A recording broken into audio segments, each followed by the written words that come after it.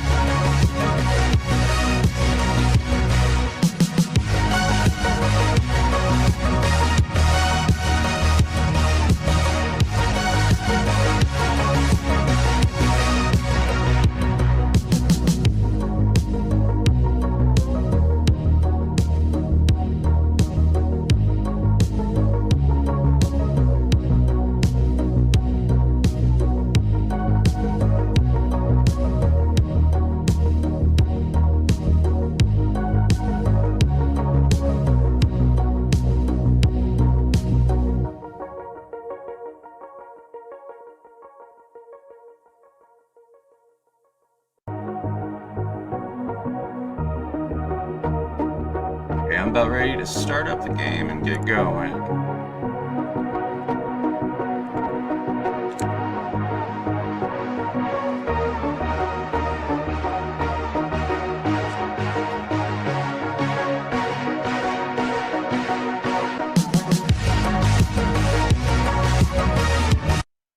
Alright, so I'm gonna spoil it a little bit. I have been playing the game some off stream for a little bit.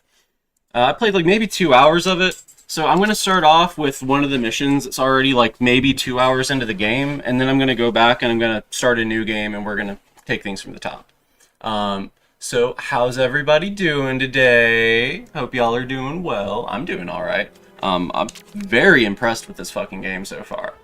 Like, really, it's really solid. Oh, I forgot to... Okay, turn on the VTuber, turn off the... Hey, stream starting soon? Yeah, stream already started. Stream's starting already. Alright.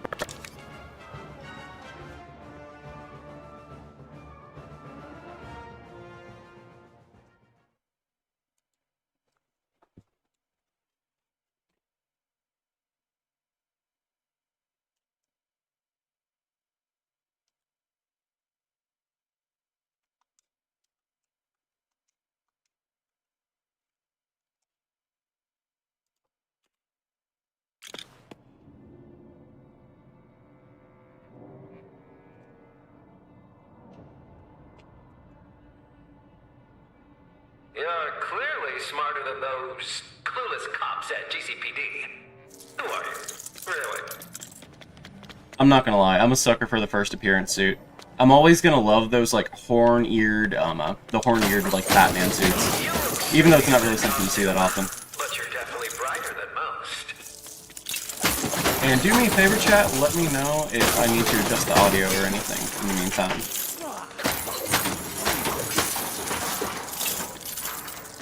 So like I said, there's this weird theory that I've had for a long time, and that's that if you watch Batman versus Superman, and if you watch Justice League a certain way, they're almost created with the intention that, that you could read them as sort of semi-sequels to the 1989 Tim Burton movies, or as semi-sequels to the Reeves movies even. And the reason I bring that up is that the way that the Snyderverse, or not really the Snyderverse, but just Warner Brothers in general, kind of tended to treat the continuity of, you know, of the Snyderverse, and, you know, the way that you were treating things, that your grandma hasn't seen these movies in 20 years, so they're just going off the vague memories of them. So in that same way, Lego Batman, the movie Lego Batman, it also kind of treats everything as like one continuity. You have that one scene where they show flashbacks to, whatchamacallit, to The Dark Knight Return, or The Dark Knight Rises, and Batman Forever, and Batman and Robin. But they kind of imply that, like, yeah, it was all part of one continuity. And I think that's kind of the same thing that you see Lego Batman doing a little bit. Or the game Lego Batman doing.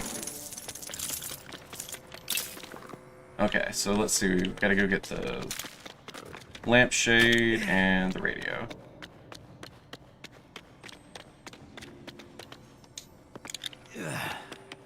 But yeah, that's something I talk about a lot in my videos, that you kind of see this weird thing where, I don't know, I think that that's going to be something that James Gunn's DCU kind of does moving forward too. I think that they're going to try and treat it as like, sort of the same way that Lego Batman does, where everything kind of melds into like one kind of single continuity maybe. I don't know, what do you guys think they're going to do with Batman in the James Gunn continuity? I feel like it's pretty up in the air at this point.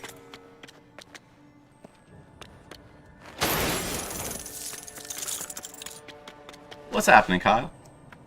Give me just a second here. There we go, should be able to see it now. I hope everyone's having a good new comic book day. You guys read any new books this week? I'm not gonna lie, I went out and I got my weekly pickup, but I haven't actually read anything yet. I'm really excited to read the new Absolute Green Arrow. Been hearing a lot of hype about that one. I managed to pick up a variant cover too. It was one of the variants that had Black Canary on it.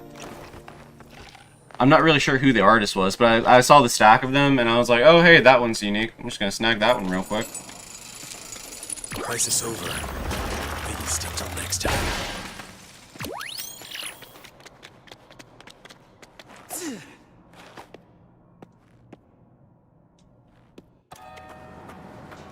Batman, when you're ready to go bust Falcone, just let me know.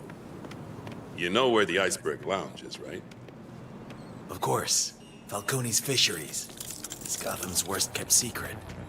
So one thing I gotta say, I really like how they've implemented the vehicles. And the open world, everything feels so much more smooth than the older games. Like, I know that people used to joke around that Lego City Undercover and Lego Avengers, that they were like Grand Theft Auto for kids. But this feels like way closer to that. Like, there's actually like a drifting with the thing and a boost thing. Like, it's hard to explain, but I don't know, it's a lot of fun. Let me see. I'm gonna go and I'm gonna show you guys a couple of the suits that I've gotten so far, and a couple of the vehicles. So with the pre-order, you got the Batman Beyond mobile, the Arkham mobile, the monster truck version, the Batman one. This is the default one, the first one that you get usually. I'm gonna switch to the Batmobile, or the Batman Beyond one, just to show it off a little bit. And I'm gonna switch to, let me see. I kind of like how they've done the Batman Beyond suit here, making it like the half mask, but I'm not gonna use that one right now. I'm actually gonna use the Batman Begins one. And then I've got this one on Jim Gordon. I don't know, I just thought that was fitting because, you know, it's an early stage Batman. But, you know, this is supposed to be like year 1, year 2, his like first or second mission. So the Batman Beyond mobile isn't exactly fitting, but you know what, fuck it, we ball.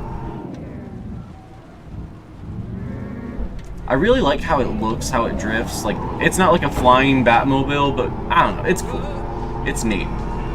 I kind of like how you can just mash through Gotham indiscriminately. Like, in Gotham Knights, it was really kind of jarring when you would be, like, playing as a Nightwing, and you would try and mow someone down, or you would actually run over a pedestrian or something, or how you could actually punch pedestrians.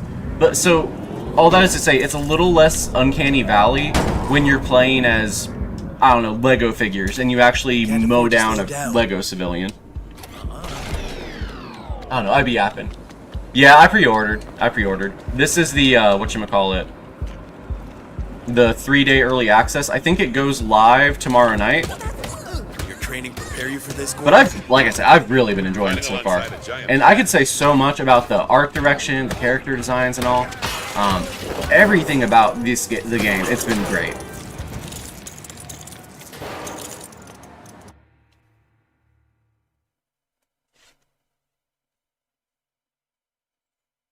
One of the things I'll always love it when comics kind of let you have your cake and eat it too. Like I talk about Tom King and... Okay, I'm gonna shut up with cutscene real quick. I want to see Falcone. I don't know what you're talking about, pal.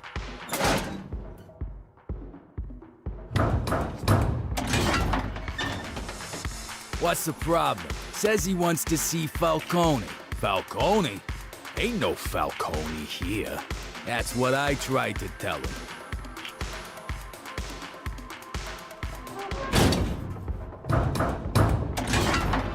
We got fish? Yeah, we got fish, all right. This ain't no secret nightclub. It's a fish store. It really is. All the cutscenes have been peak. I love how they play off of the off of all the movies and stuff, like the way they'll kind of recontextualize the scene from the movies or one of the cartoons. You'll kind of see what I'm talking about a little bit more later once I restart the campaign. But the way it kind of goes, like the game starts off with Batman Begins and then it becomes The Batman, and but I don't know, I like how it mixes everything together. It's the ultimate have your cake and eat it too. It's been so much fun. What's happening, Droga? Hey, Yaddle! Happy to see you here. Find Falcone, thanks for tuning in. no matter what.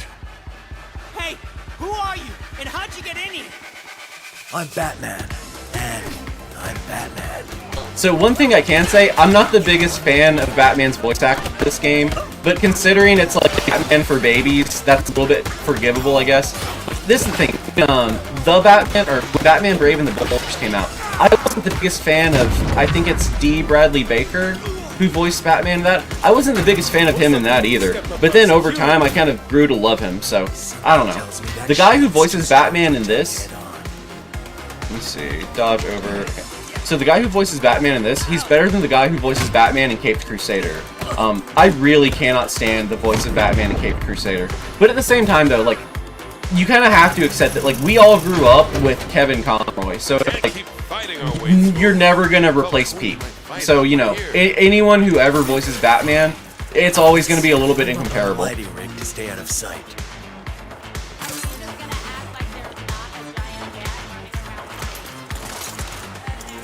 Oh shit. Hey, party people! Hope you're all Save having it. an awesome time here at the Iceberg Lounge tonight. Dietrich Baker, gotcha. Hey, what's up, Tasia? Ready for more of the exact Happy to see you here. beats. Security camera. If there's one thing about me, it's that I'm gonna fucking destroy everything in a room and collect as many studs as I can. That way I can start buying and unlocking costumes as soon as they're available. Just the kind of tech I need. I fucking love a collectathon. Platformers are always gonna be like my favorite kinds of games. I was talking to a friend about this. Oh shit, I fucked it up. Okay, you can just do that with no fucking... So that doesn't matter at all. Okay, but I was talking to a friend with about how the new Lego games, about how they feel like real video games, as compared to like the old games that felt like, I don't know, like baby game mobile games, right? Like, I know that's not the best way to put it, but like the older Lego games, like they were very formulaic, and but you look at the new Lego Batman, you look at Lego Star Wars Skywalker Saga, they're two like very different things, two very different beasts. Okay, so I know I'm probably supposed to pause these things somehow and then jump across them. Oh yeah, I forgot that. That's how you... Okay. So switch to Gordon. Gordon has the goop gun. So you guys ready to see the goop? Are you guys ready to see Gordon's goop? Gordon's pink fucking goop. There we go. I hyped that up way too much. I don't think anyone was excited to see Gordon's goop at all. Oh shit. It isn't time.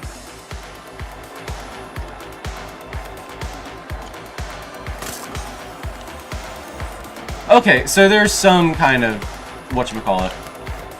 What is the opposite of reward?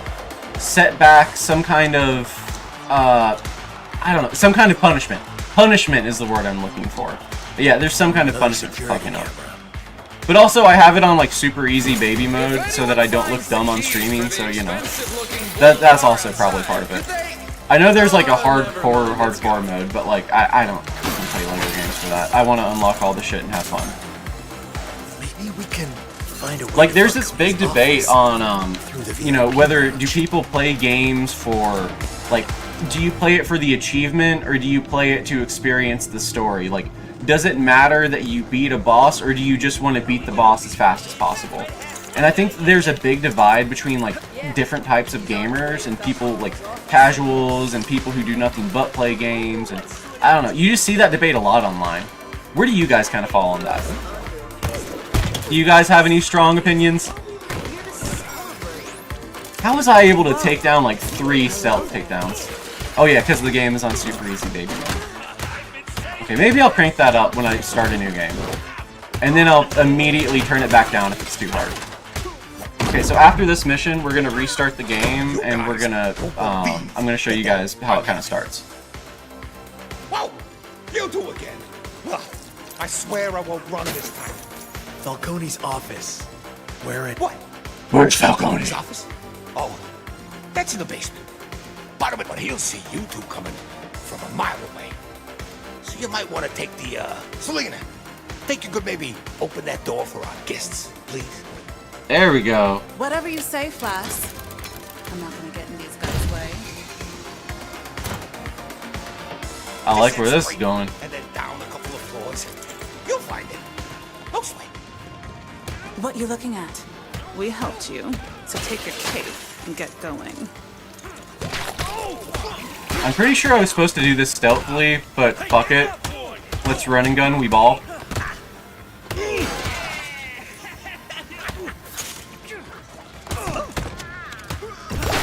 This must be the door to Falcone's office. Doubt he's left a spare key laying around. I love those little, like, the takedown animations. Those are too cute.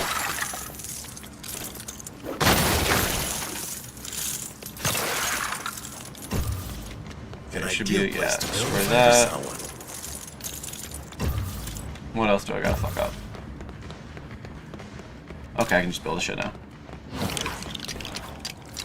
Free Catwoman Selena. Yeah, I like how the game, it genuinely walks you through, like, all the different eras of Batman, and it walks you through all these different stages in his history, and it, like, amalgamates them in such a, like, perfect way.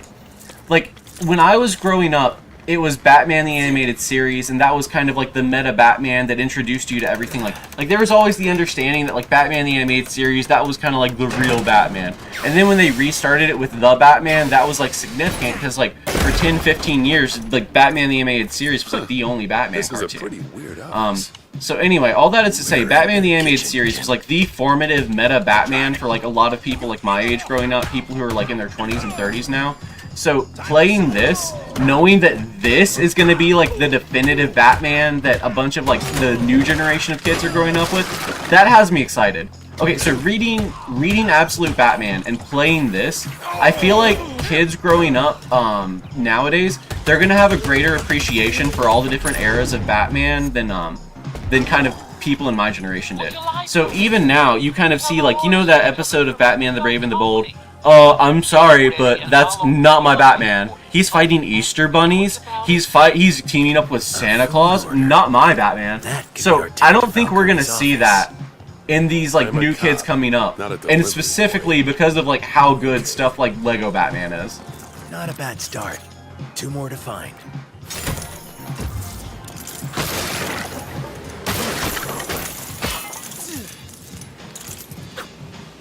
What does AEMH mean?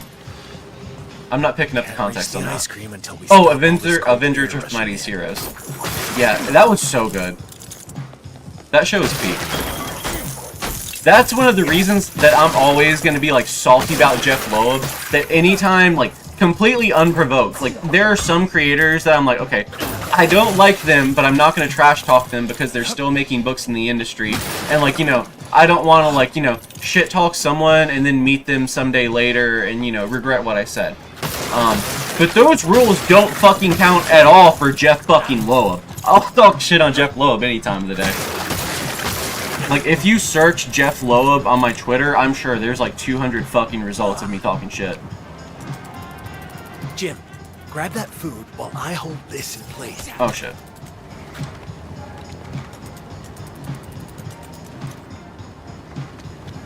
There we go. Just the kind of food. Okay, so just out of curiosity, chat, do you think I curse too much? Because someone on Kick, when I was doing a test stream for this podcast that I'm working on called Redacted Resort, follow Redacted Resort on Kick, by the way, or at Kick, by the way.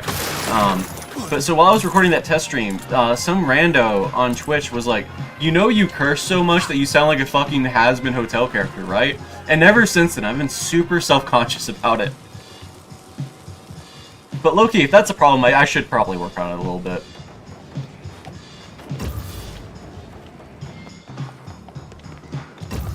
Okay, ice cream's back here. How do I melt the ice cream? Oh, gotta use Gordon's magic goop again! Seems like things are heating up. Or maybe just cooling less. Alright, okay, gotta goop over there too, Gordon. There we go. Hey, who doesn't like ice cream? What took you so long? You know how Mr. Falcone gets when he's hungry? I'm working up an appetite here. Lego Batman 2 was the absolute best. Like, I tried to play Lego Batman 3, I tried to play, Lego DC Supervillains. I couldn't get into them. They weren't fun. But I fucking loved Lego Batman 2. I could still probably replay a little bit of Lego Batman 2. And a big part of the reason Lego Batman 2 was so good, like, the first Lego Marvel game and Lego Batman 2, those were the best, like, open-world Batman games. Or the best, like, open-world superhero games. Or the best open-world Lego games, I guess. What I'm trying to say is, I like platformers, I like open-world shit, I like exploring, and I like sort of role-playing as a character. I like that more than playing a fighting game where it's like, you're not really playing a Justice League game, you're playing Mortal Kombat with a Justice League skin. Like, you feel like Batman, or at the very least, you feel like Lego Batman playing this game. And that's not something that you really experience in, like, I don't know, something like Injustice or Contest of Champions. I don't know, I miss games like this. I've like really been enjoying it. Gotta focus.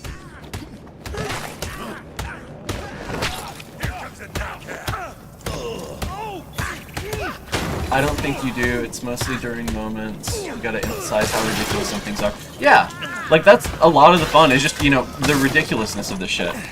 Like, you gotta acknowledge it, and like sometimes you have this overcorrection where they acknowledge it and make fun of it. Kind of like that whole meme where it's like every Netflix show had them make fun of the original comic book costume, and then they would like wear a leather jacket instead. I'm not prepared. But I don't know. I think that there's this reinvention where we like celebrate that stuff now instead of mocking it, or we'll mock it but we'll also celebrate it, We're in the middle. or we celebrate in a way that like if something didn't work we sort of recontextualize. I don't know. I like the way things kind of work in the modern age where it's like everything at once. And this is something that Grant Morrison almost like foreshadowed and predicted all the way back in like 2007 with the Batman run. Because a lot of the stuff then, like Zur-En-Arrh and the Batman of All Nations, those were Silver Age stories that were canon to, I think, Earth 1 continuity originally. But basically, none of the stuff had been canon since, like, Crisis on Infinite Earths, at least. And then all of a sudden, that stuff started creeping back into continuity. And then you kind of see the same thing in the modern day with Rebirth, where after you had, whatchamacallit, come out, after the New 52 happened, you had them, like, shed all of the fucking continuity altogether. And, you would sort of see, after Rebirth, everyone rejected it, so they just brought everything back again. Alright, what do I gotta do to this guy? Oh, I bet I gotta fill him up with Gordon's goop. Yup! If there's a problem in the game, Gordon's goop's gonna fucking handle it. Alright, what else do I gotta goop? Okay, I don't gotta goop that one, I just gotta batarang it. That should be enough. Let's start building that shit.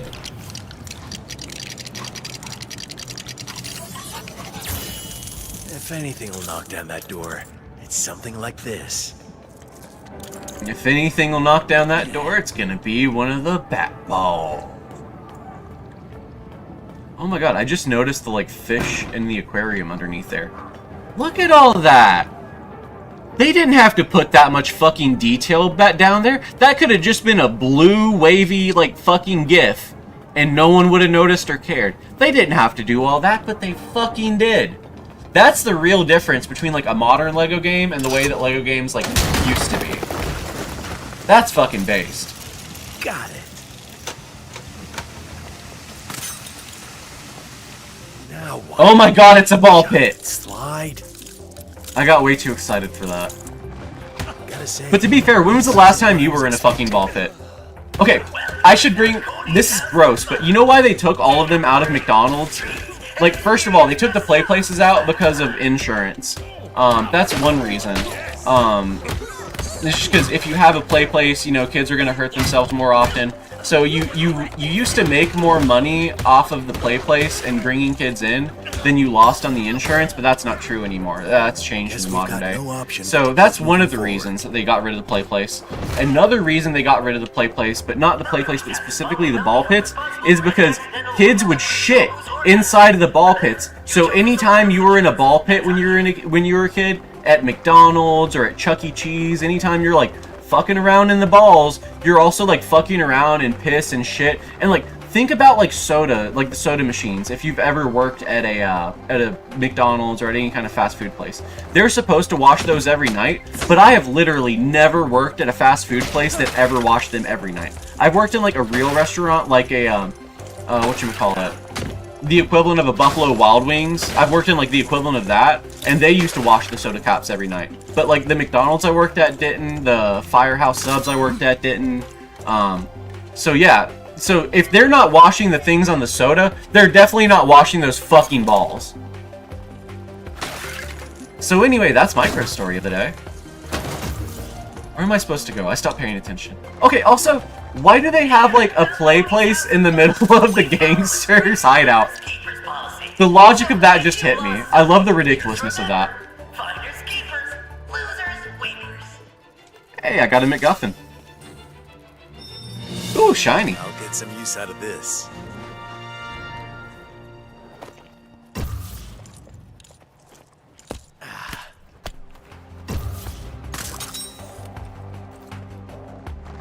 The concept of Batman grappling across the ball pit, that's hilarious to me. I'm just imagining Batman Begins in a fucking Chuck E. Cheese now. Oh shit, they got me.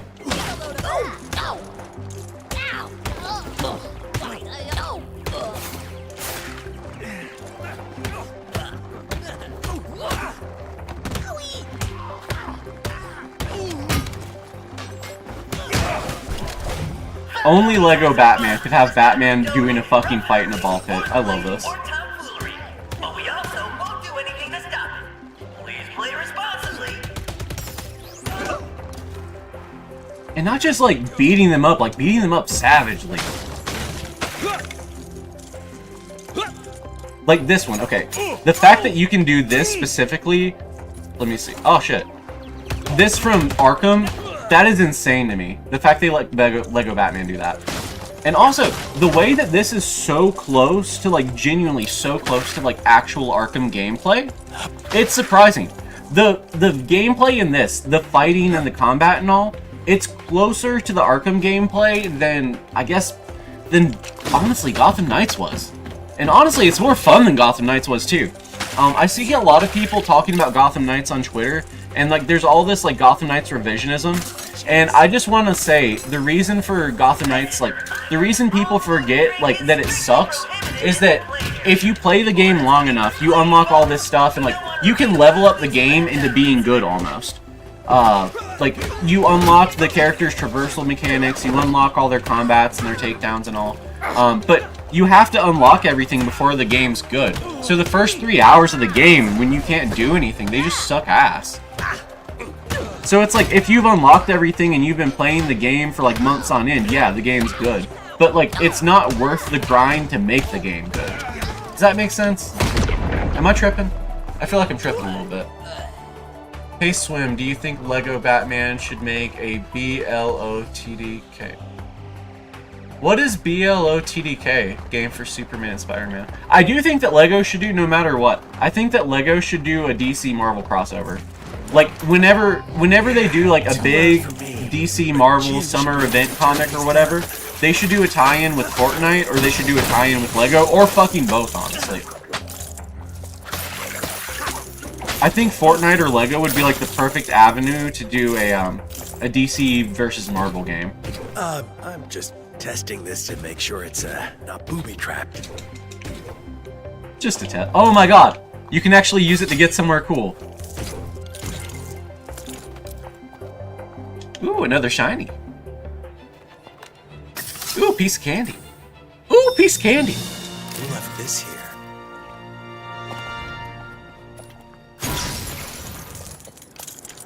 Honestly, who did leave that there? Oh, gotta use Gordon's goop again. Thank you, Gordon, for your marvelous goop. I'm never gonna let that joke fucking die. We're good.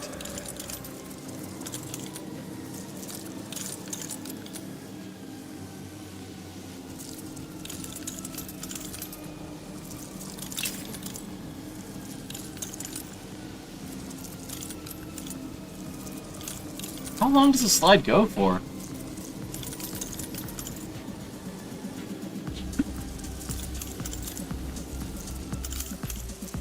Lock down this elevator behind me. I want no interruptions. Shit, Red Hood. Some quality time with Falcone. That was good. That was funny. I like that one.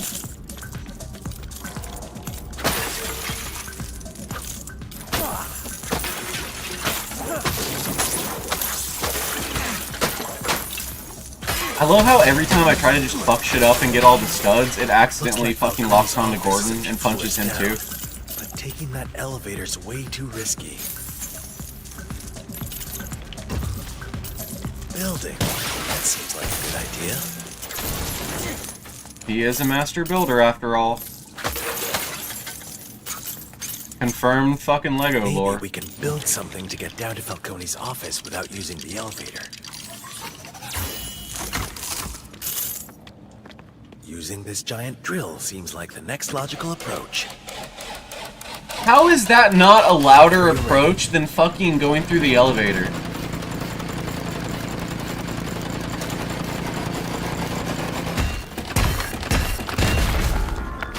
This isn't it. I saw someone saying that they were getting rid of Big Figs altogether, so I'm glad to see that's not the case. My birthday's ruined. Oh, happy birthday. Less talking, more fixing. Hey! Who's that? Where'd they come from? Should we call Mr. Falcone? Uh-oh. What do we do? Simple. Blend in.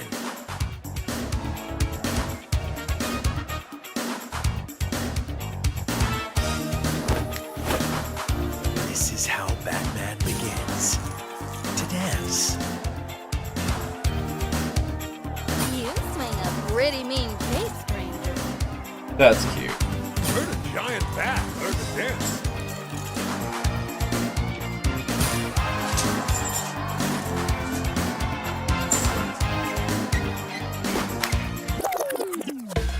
So I'm sure there's some technical reason that this can't be in continuity with the Lego Batman movie, but like it's hard for me to not see this as like the canonical origin of Lego Batman. Be on the beat. You dance a little too well for a cop. Suspicious. Time for the big finish, Gordon. Oh, I wish we had time to rehearse this.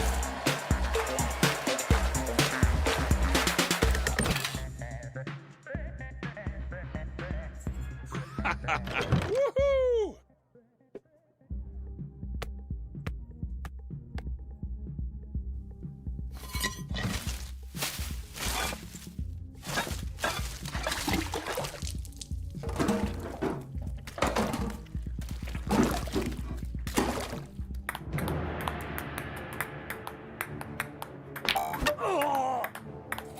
Hey, Mr. Falcone, where we putting all this incriminating evidence and illicit earnings? In the pile, Frank. Jack, you were my #1 guy. You leave all this behind, and for what? To wear that fish bowl on your head? The name's Red Hood 1. Thought I'd go freelance. Mr. Falcone. Thanks, sweetheart. Here's your sample. Plenty more out back for whatever little project you and your buddies have got going. Pleasure doing business. This town deserves a better class of criminal. And I'm gonna give it to him. Whatever you're planning, remember That's this is cute. my town. I own the muscle. What is The this? foreshadowing. Joke? I love it. Do I look like I'm joking? He said the thing! He said the thing! I have the biggest smile right now. This is so cute.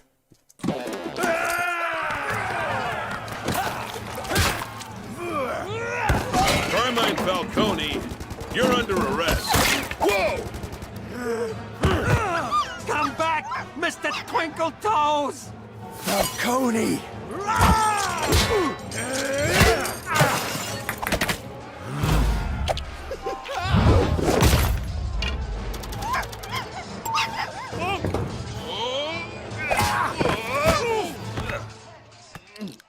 The trope of a crime lord that loves his dog, I love that. Escort you out. Permanently. He's getting away! I'm gonna switch Batman's suit though.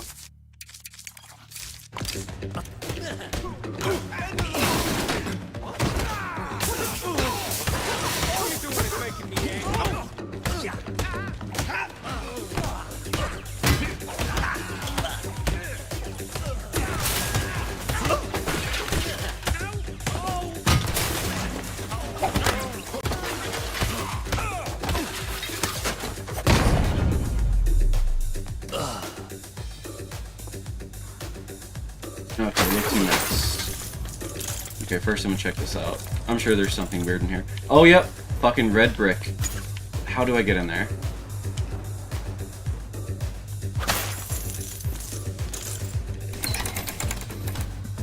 There's some kind of combination trick to this, I bet.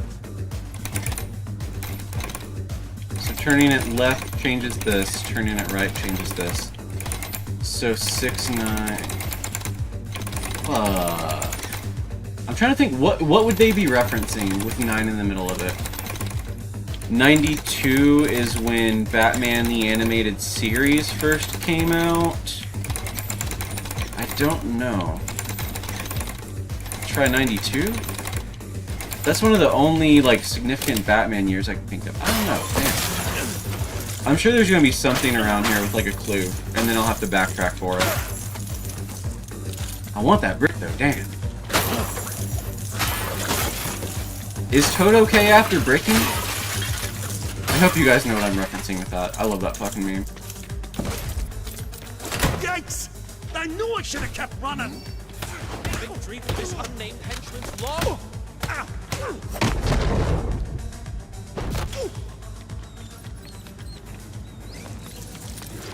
Falcone went this way. Hurry!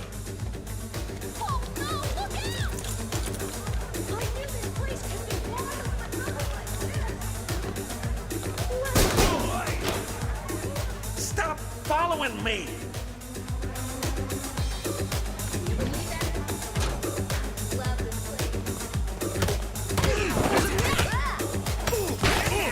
Have you guys been reading any of the Absolute Batman recently? Or any of the Absolute line in general? I'm finally caught up with everything except for, okay, I haven't read today's issue of Flash or Absolute Green Arrow yet. After I get off stream, I'm probably going to read those. But the Absolute Batman last week, I was fucking floored by it. I love the way they introduced all the Robins and stuff. And I love how they're paying homage to, like, I guess Voltron and that sort of Japanese Gatchaman, I think was one of them. that I saw Nick Dragotta posting some pictures of, but he posted like a mood board of like all the different anime and manga influences that were like going into the Robins and Absolute Batman. Anyway, I just really dug it.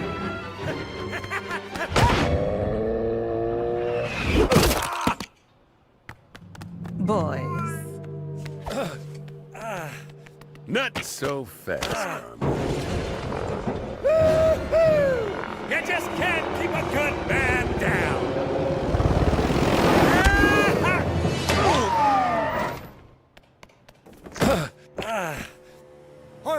I like how this chapter of the game, it sort of half adapts Batman Begins and it half adapts the Batman, and it like merges parts of them.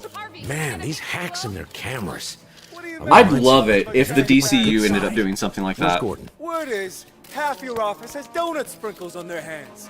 Care to comment, Mr. Dent? Okay, Gordon, I've got loan sharking, shark loaning, fish laundering, illegal use of a flounder. Ouch! Falcone! Red-handed at the scene. How in the world? Harvey, you wouldn't believe me even if I told you. I'm not even sure I believe it. There we go.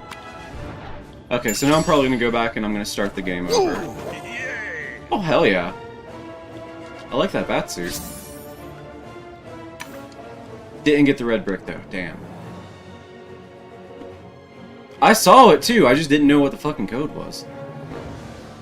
I'm gonna be like racking my brain over that all night, and then I'm gonna Google it, and it's probably gonna be something obvious.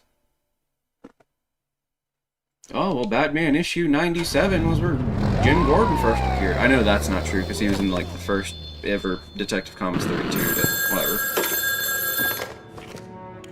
Is it done, Master Bruce? We got him, Alfred. Your parents will be proud, sir. There's just one loose end. I need to get back to the cave, but this place is swarming with cops. Back in the day, your forefathers had a whole network of tunnels leading into Gotham from here. You could use one of them to get back unseen. Great idea. Oh, and Alfred, I'll be bringing a friend. A friend, sir? Well, good for you. I'll make myself scarce.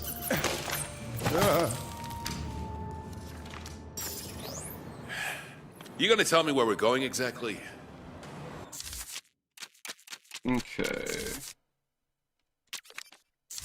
So like I said, we're gonna start a new game real quick, and because I want you guys to see like from the beginning like how solid this game is.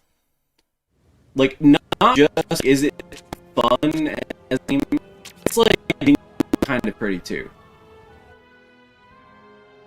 Like I know I've said this a few times already, but it's like old school Lego games, like they were more equivalent to like kiddie game mobile games, but this feels like a real video game. It's genuinely impressive. Like this almost feels comparable to something like Mario Odyssey. Going to miss the movie. I need my outfit.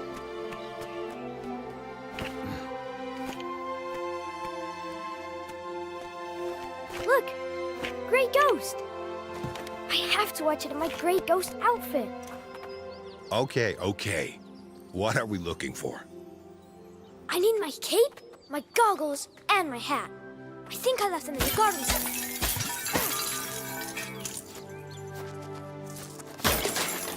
Okay, so this is, I'm just gonna ditch the this save file. So I don't need to actually destroy everything and flex just like a map in this game run through. Let's see.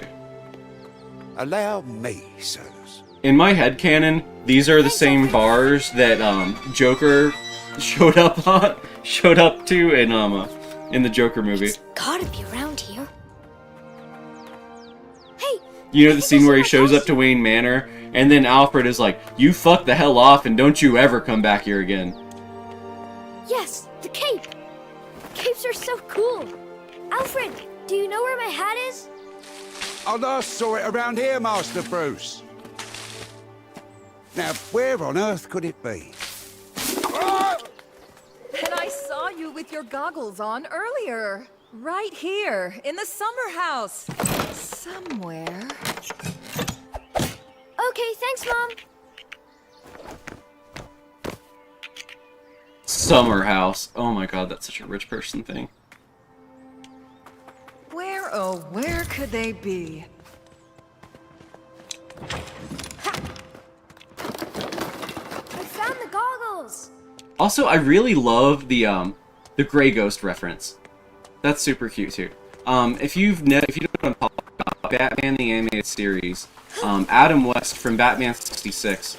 There's an episode where they reference he voices a character called the Grey Ghost, and the Grey Ghost is like a vigilante superhero TV show that Bruce was obsessed with. He used to watch. I found the hat. And then there's some kind of a mystery where a Grey Ghost super fan causes a bunch of trouble, and then Batman has to team up with the original Grey Ghost to stop it. So it's Kevin Conroy's Batman teaming up with Adam West as another vigilante. So you get to see Kevin Conroy and Adam West team up, and it's just, or not team up, but perform together. It's really nice. It's a super sweet episode. It's one of my favorite episodes of Batman the Animated Series, honestly. Yeah, I know. But it looks so old and fake now. It's a classic. Maybe you'll appreciate it when you're a little older. Be careful, Bruce. This part of the garden isn't exactly child-friendly. I'm not scared. You're with me. Come back, Hat. I almost got you. Okay, Bruce. Grab it and let's get going. The movie starts soon. Yes! There you are.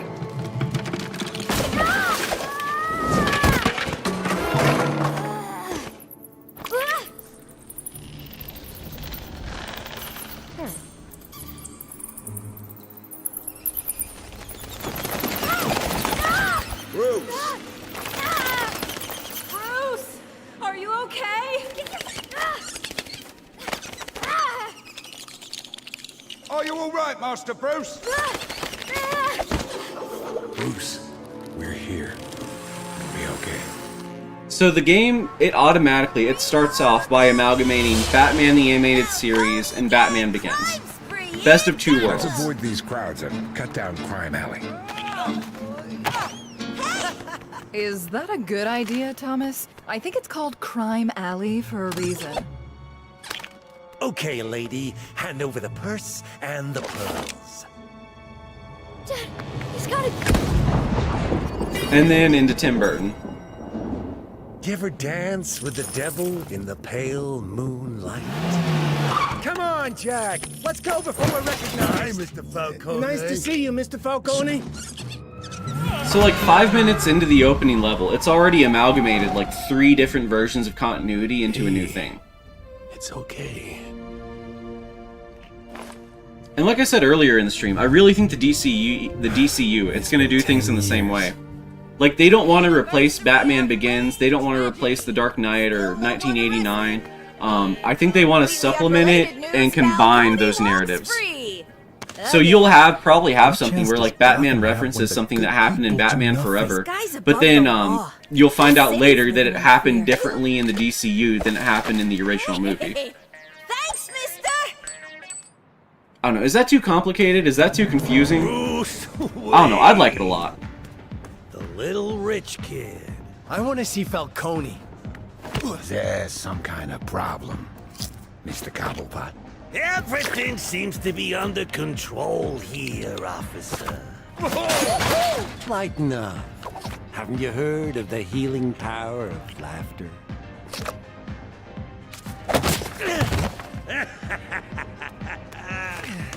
You okay, kid?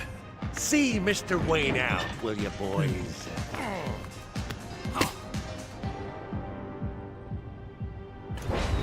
These guys need to pay for what they've done. But you're not talking about justice. You're talking about revenge. What chance does Gotham have when the people do nothing?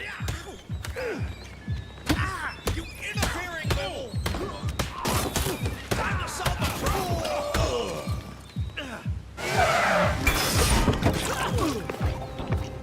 It's the Wayne kid! So I gotta ask, how's the stream like doing performance-wise, quality-wise? Is the sound okay? Is it like lagging? Too bad? How's it doing? because I've been trying to figure out the stream settings that'll like work that with my internet connection and all. Anyway, all the boring ass technical bullshit. Whenever I stream the podcast with my buddy Riz at Redacted Resort on Kick. So anyway, I'm trying to get better at streaming. Get better at all. So anyway, if there's anything I need to adjust, don't hesitate to let me know in the chat. I'd be more than happy to do what I I can. came here to show you not everyone in Gotham is afraid of you. Only those that know me, kid. Look around you. You'll see 2 detectives, a cop, and a judge. Now I wouldn't have a second's hesitation in making you beg right here in front of them, like a dog. Like a dog. Twinkle toes. Now, that's power you can't buy. That's the power of fear. I love that authentic Joycey accent. Should have tipped. Because, that fun fact, Gotham is canonically in New Jersey. Who are you? My name is Raz Al. Which, when you think about that, that does explain a lot. It explains a lot about Gotham, and it explains a lot about Jersey Shore, too. Skills that make me a nightmare for people like Carmine Falcone. I can offer you a path. The path of the League of Shadows. Sounds like a metal band. It's a league.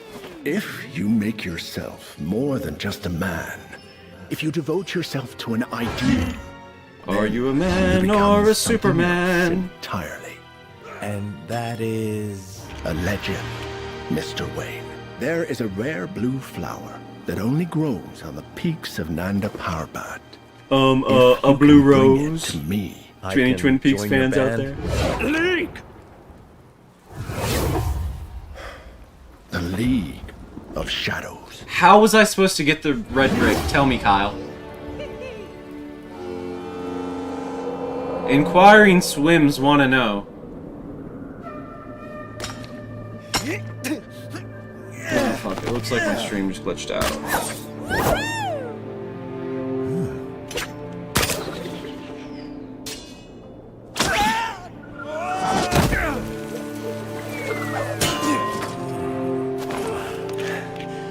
I am seeking a rare blue flower.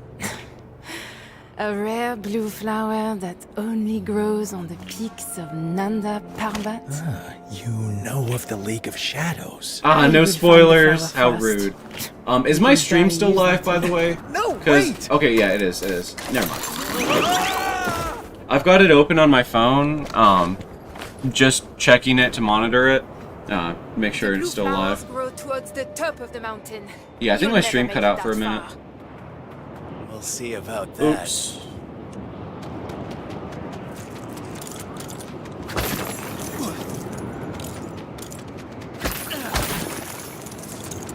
Also, I gotta say, I really like how they depict Italia in the game. Whoa! So, you're here to join the League of Shadows. Cool. Glad to hear stream's still good. Fulfill my destiny, not to make idle chit-chat with strangers. Fine, be that way. But you may need my help out here. I can't think of a single possible circumstance where I wouldn't prefer the help of a yak. Look out! As far as the tutorial levels go, I gotta say, like, the opening to Lego Batman is a pretty solid one. Like, I used to get really agitated with, like, Lego Batman 2 and Lego Marvel Superheroes, because you have to play those games for, like, 2 fucking hours before you unlock the open world. And with this game, it's only, like, 1 hour before you unlock the open world. And even then, it feels a lot less grindy and repetitive than Lego Marvel Superheroes, or Lego Batman 2, or Lego DC Supervillains. And I remember, like, getting to the open world in Lego Marvel Superheroes 3, or, Lego Marvel Superheroes 3 and Lego DC Superheroes 3, I think it was. But I remember, like, getting to the open worlds in those games and thinking, like, oh wow, this wasn't even worth it. But a game like Lego Batman 2 Marvel Superheroes, absolutely worth it. And from what little I've played of the open world in this one, absolutely worth it on this end too. Like, it's not just, a pretty city. Like, it feels like Gotham. Though you shan't be using it much. Once I have that flower, you'll never see me again.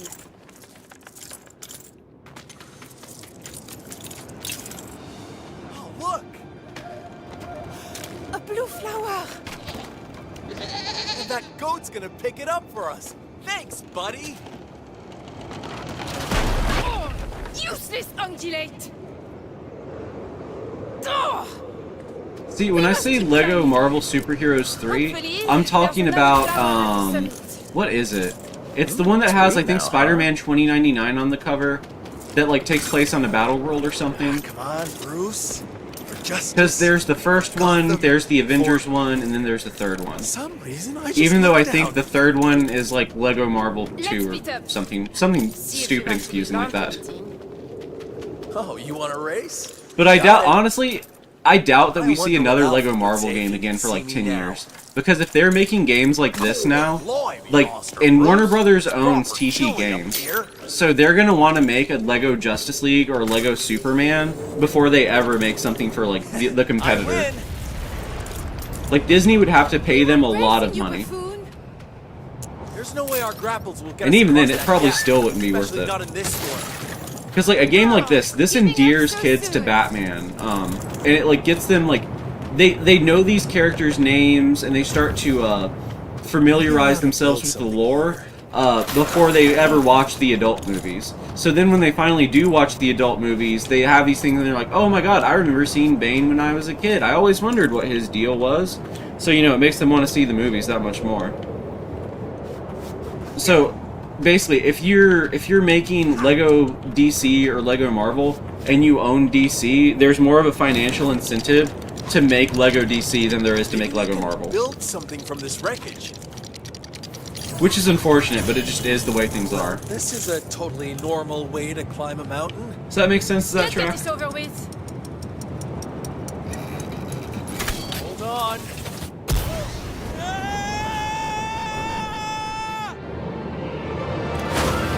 I love Lego game logic. It's so cute. Alive! Don't jinx it!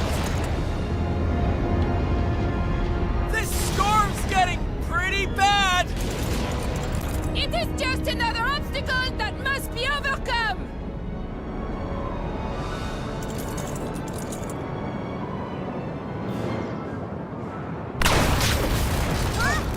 Talia, hold on! Okay, so I missed the QuickTime event the first time I played through the game Let's too. pretend that didn't So I happen. wonder if there's like an alternate path if you get it. Either way, the game doesn't punish you for fucking it up. Which kind of goes back to what I was saying earlier about the way that games don't really punish you anymore because they're like too super focus tested.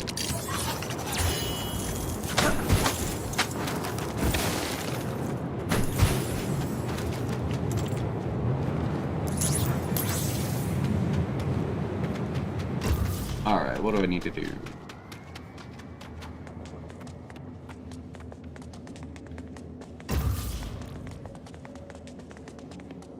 I guess hooves aren't great for starting fires. Let me help.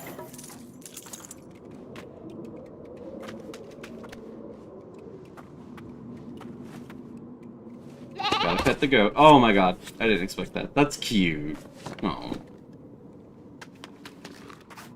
You know, you can talk shit on millennials all day for their heckin' doggos and their toasty, brother. pupperinos, but the fact that you can pet a dog in basically any game that lets you, like, have dogs, I don't know.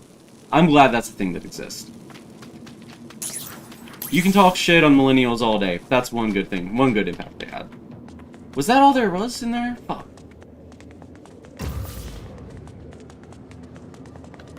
I've already played this too, so I should know. This will take both of us. Come on.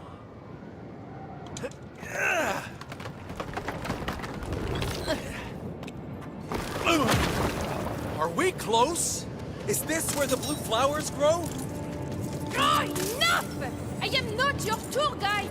I am here to fulfill my destiny. What if joining the League of Shadows is my destiny too?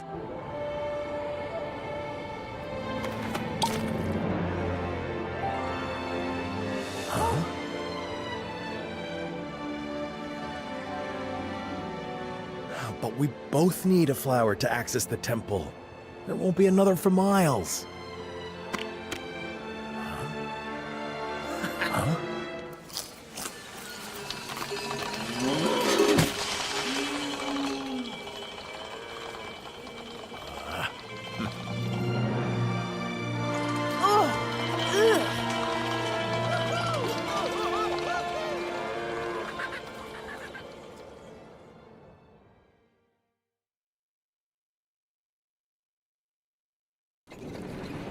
I always love it when they do shit like that in LEGO games.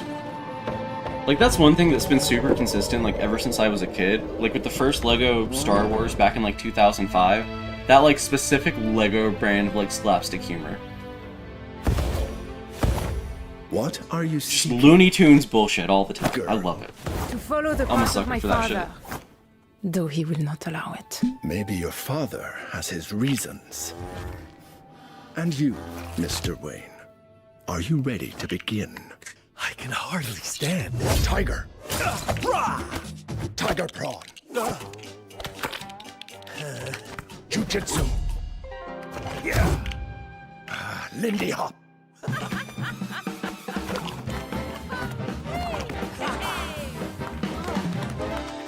You are skilled, but this is not a dance. To overcome fear, you must study the ways of ninja. Master the skills of hand-to-hand combat. Learn to become invisible to your opponent and defeat them unseen. Daze or confuse your enemies by discovering the art of Shuriken Jutsu. Only then will you be ready to face the ultimate test and join the League of Shadows.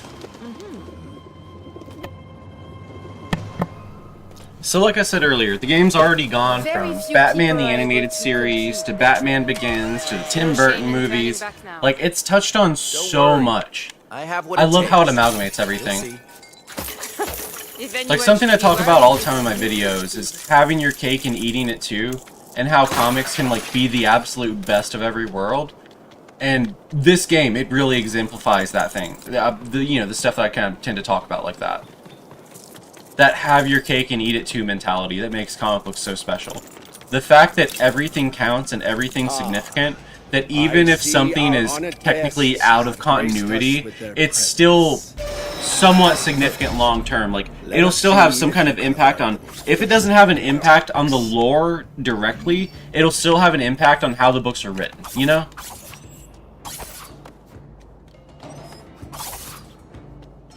I hope that doesn't sound too swimsophrenic. Is that all you've got, Roz? I was expecting more of a challenge. I assure you, Mr. Wayne, that was merely a taste of things to come. Not right now. You must counter their attacks. Do not throw your own.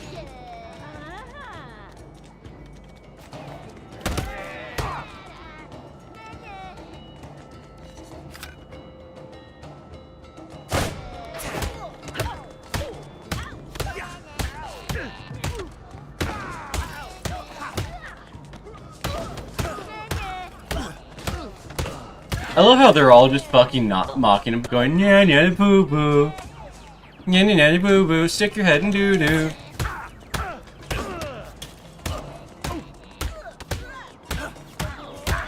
Just fucking Rugrats in the background. Once your focus has reached its limit, I know, hit the RB button. So, that's the first time I've seen that takedown animation. I've been playing the game for like 2 or 3 hours. I don't think I've ever seen the same takedown animation twice. That's another notch on this game's belt. continue defeating enemies to fill your focus. What's my favorite DC and Marvel comic? Do you mean like of all time or ongoing right now? So like right now, ongoing at Marvel, I really like the Venom run by Al Ewing. I like MJ's Venom. I think that's really clever. It's really fun. Death Spiral wasn't the best, but all of the Venom stuff with MJ prior, or well, all the stuff after MJ got the symbiote, I've really been digging it. But oh well, better than that, the Ryan North run at Fantastic Four. I really think that one's a banger, like a solid banger. Like people are gonna think of that as like a generational, definitive Fantastic Four run, in the same way they think of Jonathan Hickman or they think of Mark Waid's run. And at DC right now, oh my god, at DC, absolutely every book, absolutely every book is a fucking banger. Like, I buy DC books, like, every fucking week, and, like, I'll try something new, or I'll read something new. Like, I caught up with Cy Spurrier's Flash, and then I started the new Flash run. I think Jeremy Adams is writing him. I don't know who's writing the current Flash run. But it's solid. It's pretty good. And the new Green Lantern run with Kyle Rayner, that one's pretty good, too. And Green Lantern Corps with Guy Gardner and John Stewart. That one's solid, too. Every DC book I read is solid. I love all of them. The Matt Fraction Batman one, mwah, chef's kiss, absolute peak.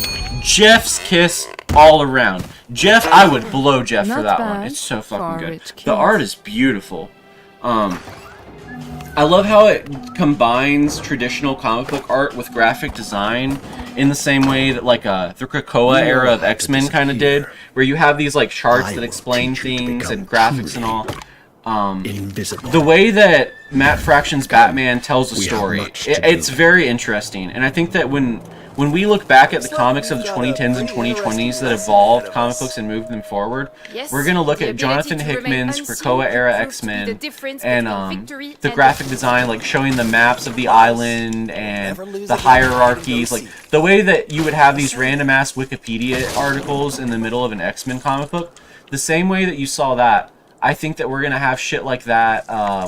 You see a little bit of that in the Matt Fraction Batman books, where if Batman needs to go into the subway, they have like a diagram of the subway and where things are going. And I think that's going to be a thing that we see a lot more of moving forward. And that's something that you saw in Matt Fraction's Hawkeye 2 back in the day. I guess that's another example of what I'm talking about here. We won't be able to cross with all that debris in our way. But yeah, I could talk a lot of shit about Marvel, but all I really gotta say is like, Amazing Spider-Man. It's okay. It's not as bad as it has been, but it's it's not the best either. Venom is pretty good. I like Fantastic Four a lot. Fantastic Four is like the only book right now at Marvel that's having like a generational definitive run.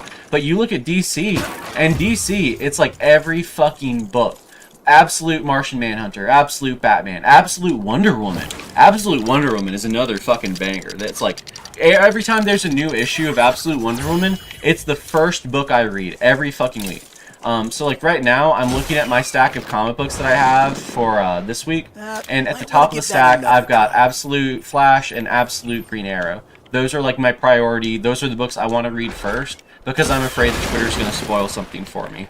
I knew we could do it. But as far as Marvel, I might read Venom, I might read Spider-Man, because, people might spoil that for me on Twitter, but, I'm more worried about getting spoiled for something in Absolute Green Arrow or Absolute Flash than I am anything else. That kind of paints what I prioritize in terms of, like, what I'm reading first. Now, quickly, move. Oh, and Superman, the ongoing right now that's starring Superboy Prime, love that one too. Another fucking banger. Not bad for a first try. Making Superboy Prime the main character of the Superboy or of the Superman ongoing, super clever move. Like, one, because he's a fan favorite, and two, because like Deadpool is just super popular right now. So you have Superman and Deadpool kind of combined into the same character, and he's headlining the Superman ongoing. I don't know. So I think that there's a reason that that the Superman ongoing is working really well right now. Like, and the thing is Superboy Prime, a character like that breaks the fourth wall and all, a lot of people usually assume that that's going to be like a continuity heavy character that you need to know a lot of the comic books to like get, but that's really just not the case either. I think that a lot of newcomers, they can read something like Deadpool, and Deadpool will joke about something and he'll explain the context enough in a way that if a casual doesn't understand like a Days of Future Past reference, they might go back and read Days of Future Past because they want to understand, the Deadpool joke. So what that kind of brings me to is that the comic books kind of have a way of selling themselves forwards and backwards at the same time, which means you have to have something new reference an old book, and you have to have it foreshadow a future book at the same time. So the way that DC is writing their books and the way that Marvel is writing their books, it's two very different things. Like, DC is writing books that are going to go down as like, okay, this is how comics changed in the 2020s. They're going to look at everything that DC has been doing for the last 2 years. But if you read a Marvel book, if you pick a random X-Men book off the stand, Marvel is still writing books in the style of the 2010s. And that's what agitates the fuck out of me about reading a Marvel book. Is that, like, you're not reading a modern comic book. Like, you read an old school 1960s, 1970s Stan Lee book. Stan Lee wrote in a very specific style that was, like, common for the era. And then, like, reading Avengers, when you go from Stan Lee to... fuck, I forget who it was that... it's basically, like, when Vision gets introduced, when Black Panther gets introduced... the second guy who takes over after Stan Lee. The books get significantly better. So, I don't know. I think that we're kind of seeing that right now, where Marvel is still writing books that, you know, that would have made sense culturally, contextually 10 years ago, but DC is writing books for the future. DC is writing for the dopamine starved TikTok generation in all the good ways and bad ways, and Marvel is writing books for 2010s Tumblr girls that grew up and aren't on fucking Tumblr anymore. They're writing for demographics that don't fucking exist. But DC is writing for real comic book fans, and beyond that, they're writing for real people. I don't know, I'd be ranting, I'd be talking out of my fucking ass a little bit with some of this, but I don't know, I hope that makes some sense. I could rant about that shit endlessly, though. Ninjutsu is the art of patience and agility, but sometimes you need to strike from a distance. Today you will learn the use of I hope that was, like, cohesive, and it didn't sound like I was just yapping to be yapping. Or distractions, theatricality and deception are powerful agents. I don't think his cape's supposed to look like that. Always mind your surroundings.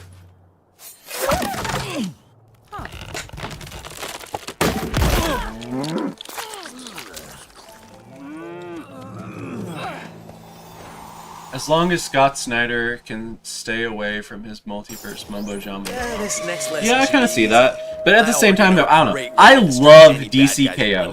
And DCKO kind of ended with the revelation that the DCKO tournament that just happened in the DC Prime universe, it's happening all across the entire multiverse. There are like 52 different DCKOs that are happening right now. So I don't know. I kind of hope that DCKO becomes a yearly thing. But at the same time, though, I get how that would be pretty annoying. Please take a shortcut. And at the same time, though, if they do Injustice 3, it almost seems like a waste of effort if Injustice 3 isn't DCKO. I don't know. I know a lot of people weren't the biggest fan of DCKO, but I loved it. I was a big fan of the book. By throwing shurikens at them. What did you guys think about DCKO? Was it like a touch too far for you guys, or did you guys like really enjoy it? Because like as a I don't know, a 10, 15, 20 year long DC fanboy, I loved it. I loved everything about the event. But it definitely stretched itself out. It may be over where it's welcome.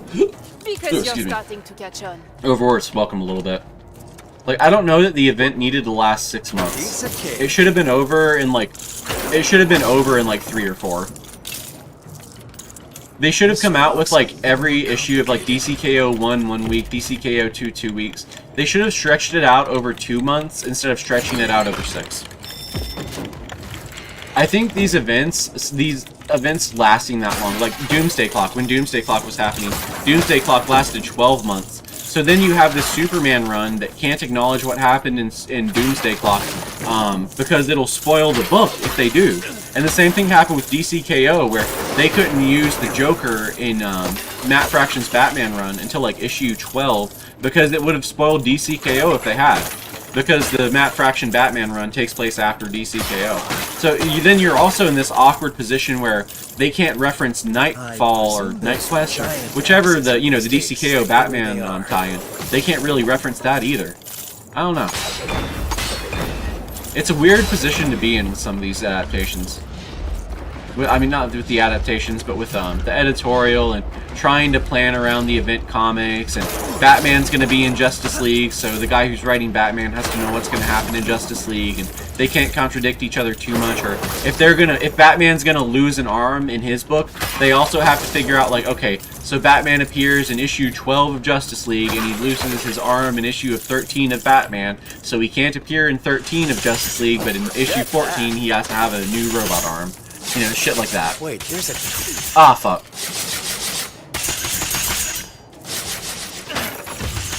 See, that's what I get for running and gunning. I did it. I don't think those There we plants are gonna stay gone forever.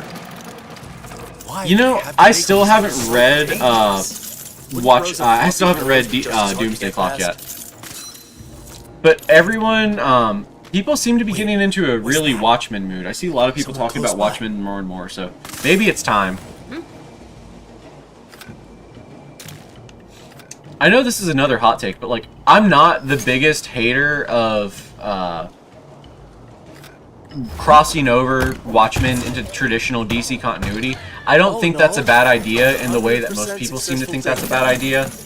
If you look at Death Metal, I think the way it was executed in Death Metal, I feel like that was like, I don't know, maybe not the most tasteful, but it still felt solid, you know?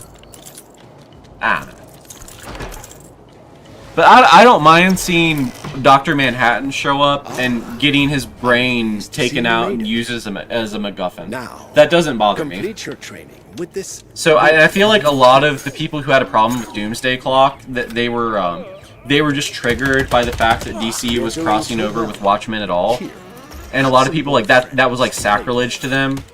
So I don't know, all that is to say, I don't know if Doomsday Clock got a fair assessment from the comic book community at all. And that's why I'm excited to reassess it. Because when I reread The Three Jokers, like maybe about a year ago, y'all aren't going to believe this. I didn't hate it. I actually kind of dug Three Jokers. Because I wanted to read Three Jokers to see if it contradicted with the way that Zdarsky kind of retconned it. Because I wanted to see if Zdarsky really did a true retcon or not. And when I was reading it, I was like, no, wait. Three Jokers actually complements the Zdarsky retcon more than it, is a retcon. So, all this, I don't think that the Zdarsky retcon was a real retcon at all.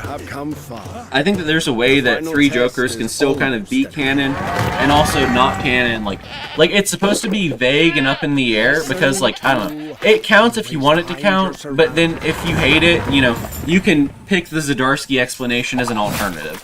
I guess that's what I'm trying to get at.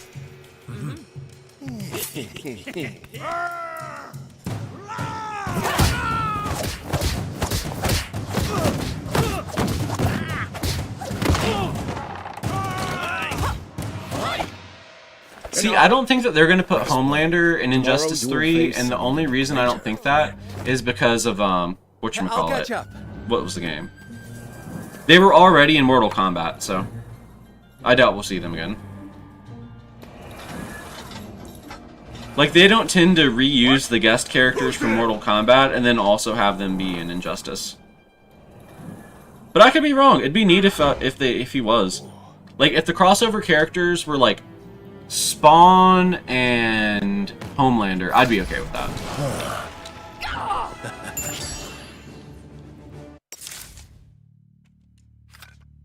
Okay, so this is just a small little gripe. I hate that it forces you to, like, unlock that specific one immediately when you get your first upgrade. I wish it would, like, let me pick which one I wanted, even though it really doesn't matter. None of them really make that big of a difference. You must learn the tools to bring about great and terrible things. What terrible things, Raz? If you are to join the League, you must not fear the will to act. Enough talk! Time to fight!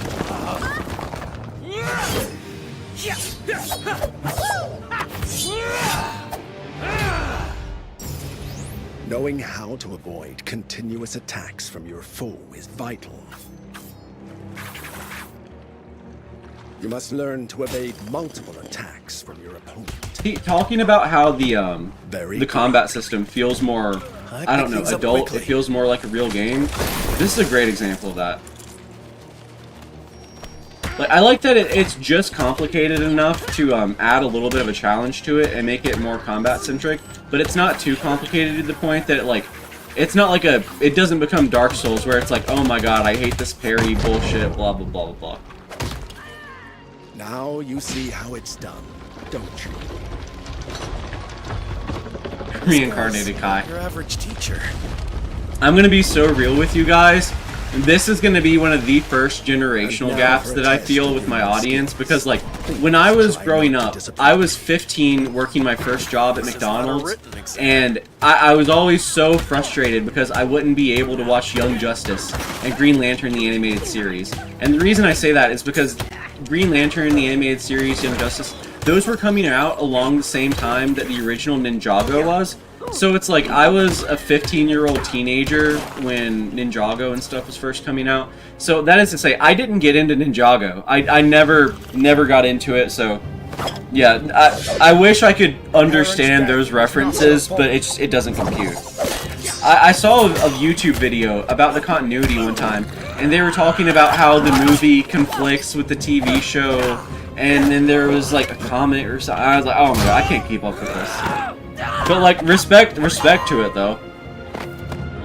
I'm glad there is a fandom. Nice that Lego has some kind of original IP outside of Bionicle that people are actually nostalgic for. You've not beaten me. Because outside of like Bionicle and Ninjago, like the only thing Lego has going for it is IP. Like the only thing they have going for themselves is like Marvel, Star Wars, and Batman. Rub your chest. Your arms will take care of themselves. Go home, Bruce. Your anger gives you great power, but if you let it, it will destroy you. He will destroy you. And all that will be left is mindless vengeance. What if I were to ask you to come with me? My path is set. I have to follow it to the end. Maybe I could show you something that would change your mind. Something Roz doesn't want us to see.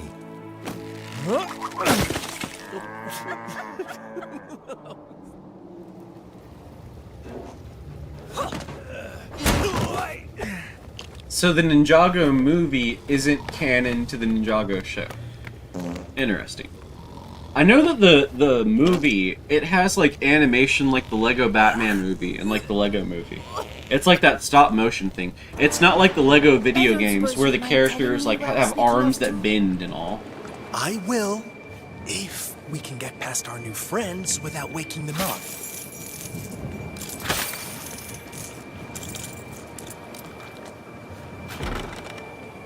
I might have known they'd lock the doors.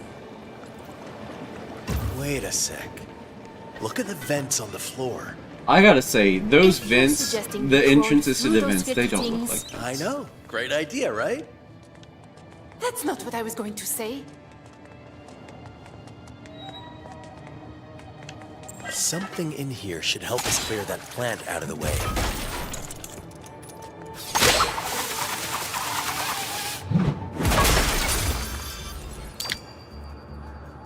That did it.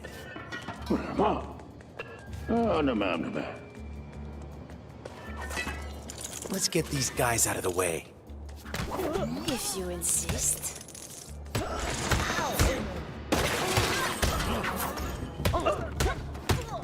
All right, now I love the gameplay in this.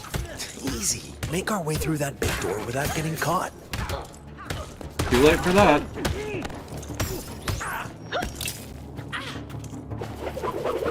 See, that's another takedown I haven't seen yet. I wonder how many there are. It's gotta be like at least 30, but maybe it's like closer to 60. I don't know. I've seen at least 10 though. The only one I've seen repeated so far was the frying pan. And that was like across 2 different playthroughs. This is a different save than the one I started with.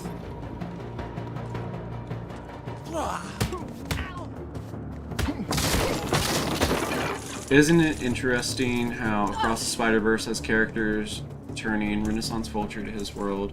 You can headcanon Spider. Yeah, see, that's the great thing about the way that Spider-Man, whatchamacallit said it. So, one of the biggest problems with modern Marvel movies is they foreshadow things and then they never fulfill on those promises.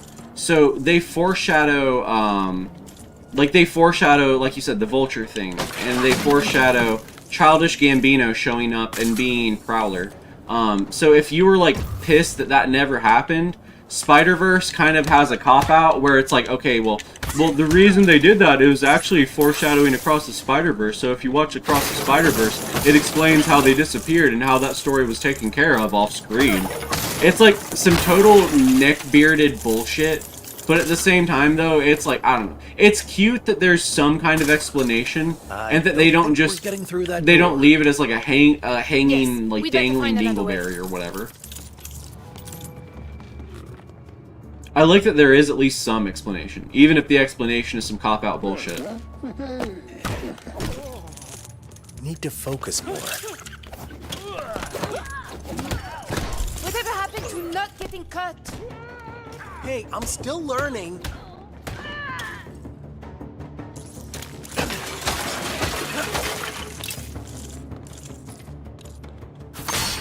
Alright, take down 1, take down 2. Oh, and gotta take down 2.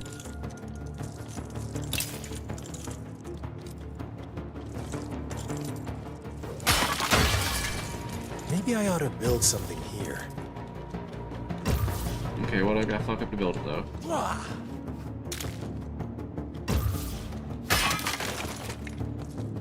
There we go. The first time I played this, if this is the one I'm thinking of... No, this is the one that stumped me up. There was one that really stumped me up that it took me like 10 minutes to try and figure out. I'll sit there and I'll try to like play through something and I'll try to figure it out for a good like maybe 10-20 minutes before I finally give up and just Google it.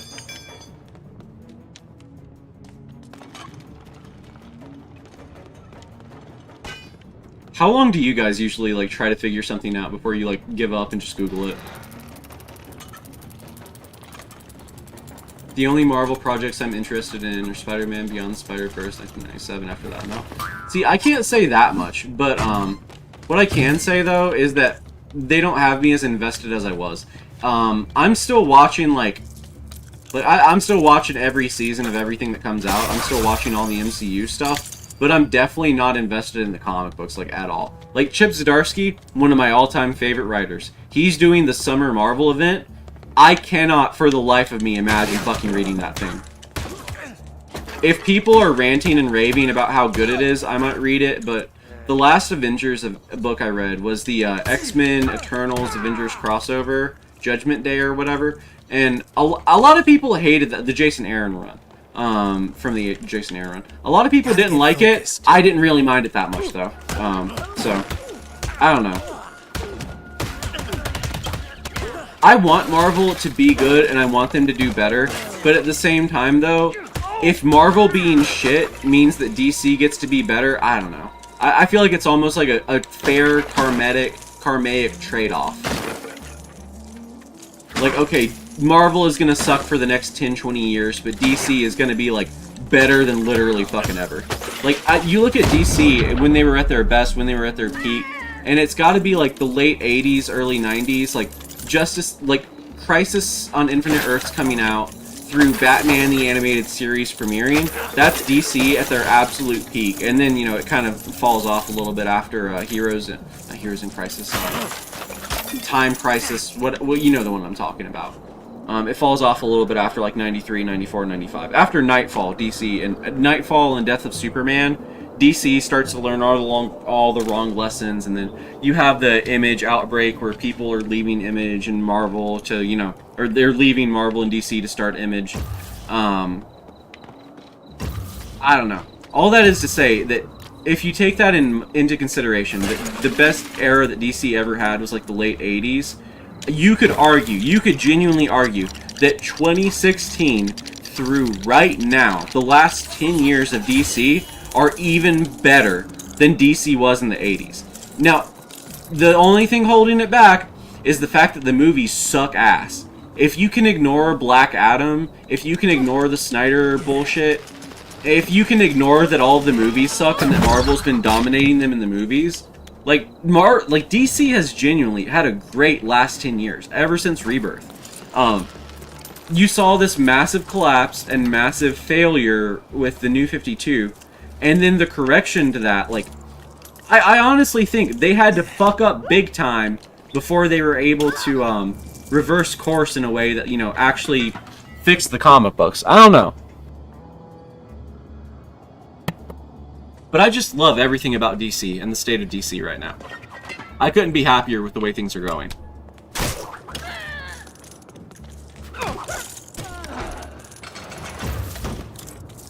Is Black Adam in time? God, I hope not.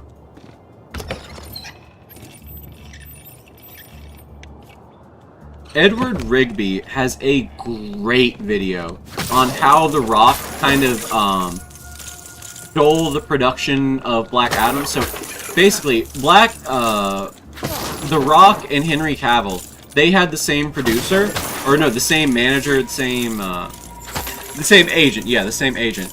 And The Rock got Henry Cavill's agent to lie to him about coming back to be Superman, so they would get Henry Cavill to agree to be in the after credits of Black Adam. So they lied to Henry Cavill and made him think he was going to come back for Superman, and then James Gunn had to be like, no, your manager and The Rock lied to you, they set you up, we're actually rebooting the universe, blah blah blah blah. So like, my heart kind of breaks for Henry Cavill. You look at how he left The Witcher, and the reason he left The Witcher is because they were gonna deviate from the book too much. And like, you look at the run of things he had, and like fucking Argyle coming out and flopping. Like, it's really heartbreaking the way that, like, you can see that Henry Cavill, like, genuinely did have a lot of love for Superman, a lot of love for the role, and a lot of love for The Witcher too. But he keeps getting dealt these, like, bad hands. I don't know. It really sucks. Like, it sucks to be Henry Cavill. In a really heartbreaking way, because it seems like he really gives a shit about, the projects he works on. If anyone in Hollywood has any wisdom whatsoever, they'll give him a Warhammer adaptation and just let him be the fucking showrunner for it.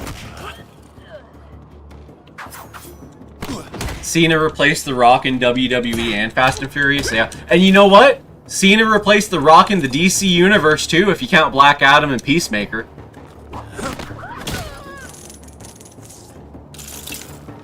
Gunn announces that he's rebooting the DCEU but keeping Cena, yeah. See, and that's the thing about rebooting the DCEU but keeping Cena.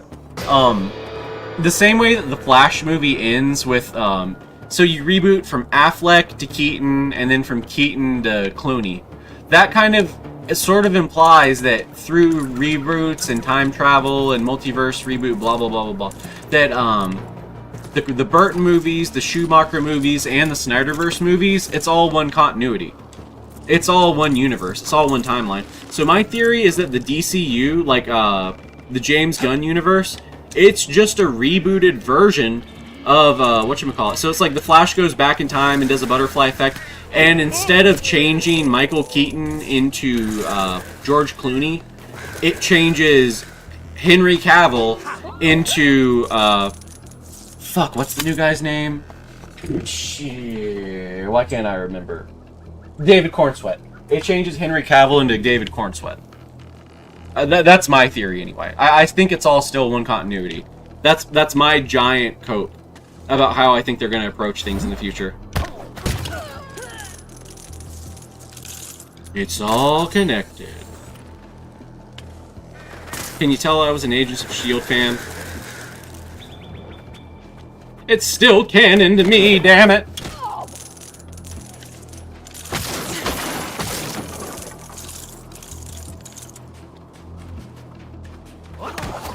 That's gotta be like one of my favorite online clips ever. It's still real to me, damn it! The guy crying over wrestling.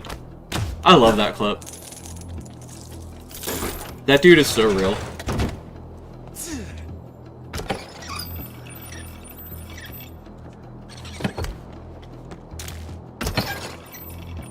Damn it.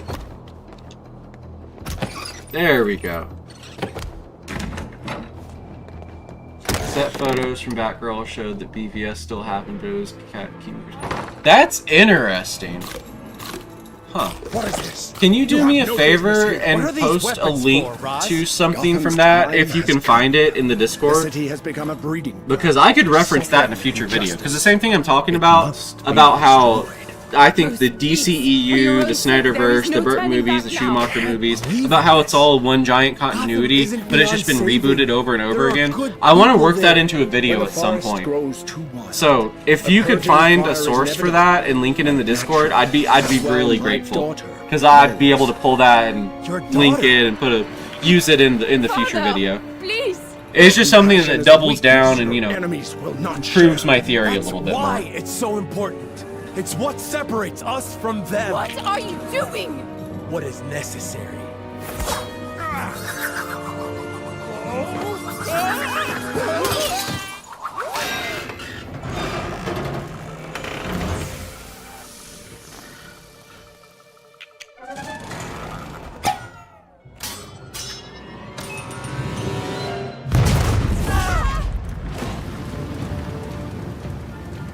Perhaps there's time for one last lesson.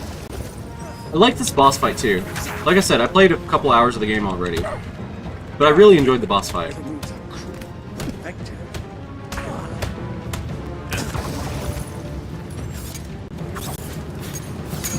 I remember the boss fight against Ra's al Ghul in Arkham City being like the most bullshit thing ever.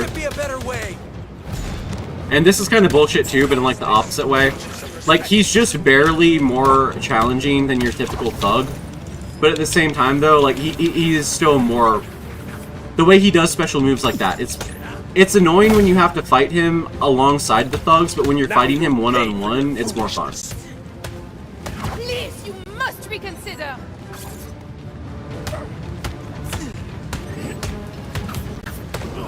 Is the Dark Knight trilogy canon? I don't know. It's canon to the Lego Batman stuff. I don't know if it's canon to the DCU or not. I would imagine it probably is, though. Or if it's not directly canon to it, a version of it's canon. Talia, Ra's is your father? Yes, but there's no time to explain. We need. But in that same regard, I also think that the Batman, that even if it's even if the Matt Reeves Batman movie isn't one-to-one canon, I do think it's still going to be Robert Pattinson in the James Gunn Batman stuff. I just think the way that they're going to approach it is that Andy Muschietti's Brave and the Bold, I think that's going to be viewed as the Batman 4, and it's going to come out like the year after the Batman 3. And it's going to be produced alongside it. But it's going to look like artistically like a totally different movie or something. When does Talia drugging Bruce and having Damian fit into the timeline? You know, I think you can actually pinpoint when that happens in this game. And, okay, so at the point this is happening in this level, I think that Talia is already pregnant with Damian. Just a little bat fact for you. You see that Lego Talia? She's Lego pregnant, and her and Lego Batman have already Lego fucked. Lego fucked! I hate that, like, I said that as a joke, but there probably is fucking Rule 34 of that already. Because why wouldn't there be? The element. You're also a merger, bro? Hey, that's what's up. But see, my whole thing is that it's not just the Batman that's going to be merged with the DCU. I think it's every Batman movie that's going to merge with the DCU. Another exit. Less talking, more escaping. This way out doesn't look much safer than the last one. Beggars can't be choosers, Bruce. Oh shit. Gotta get focused.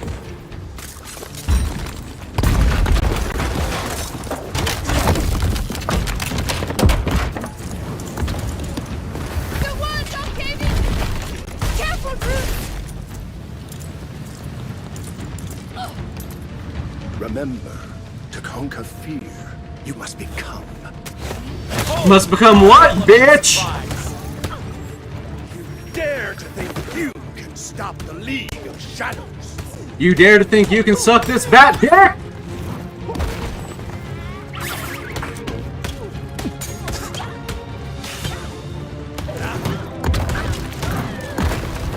It's getting a little hot in here, Roz. Maybe we ought to settle this outside.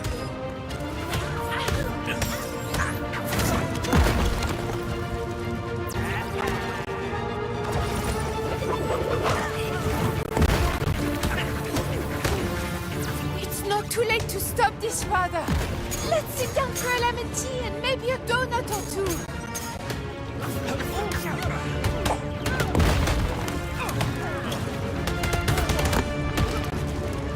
So like I've said before, I love how the game just blends all the aesthetics of all these different versions of Batman. So like in this, like the opening Ra's al Ghul, like Batman's training levels, it's probably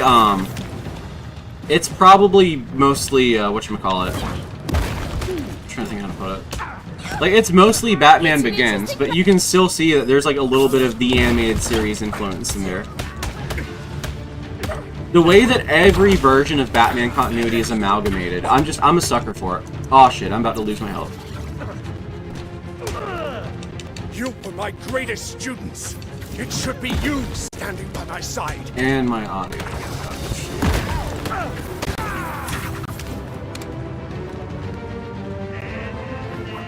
Give me a second here. My Bluetooth is being funky.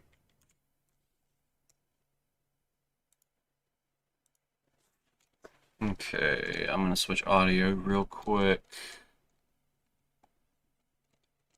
So once I do this, let me know if I need to adjust anything.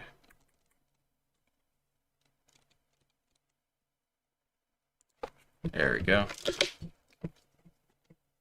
Yeah, I was talking to a friend about this earlier. I don't know why, but my AirPods, they glitch out anytime that I'm doing anything with them half the time when it comes to streaming or playing video games. Okay, there we go.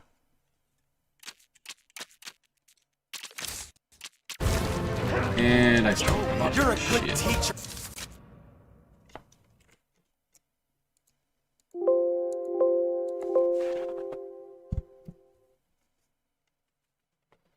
Let me see if you guys have it. Do you guys have audio on stream? Okay, I got it now. Cool. Yeah, we back. Now you'll pay. Back and immediately died.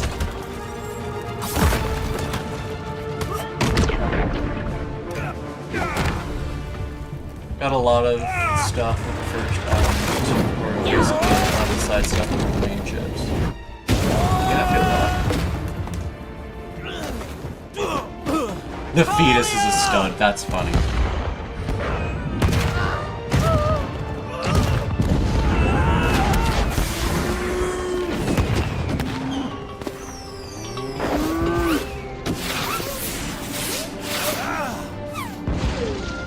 Talia! No!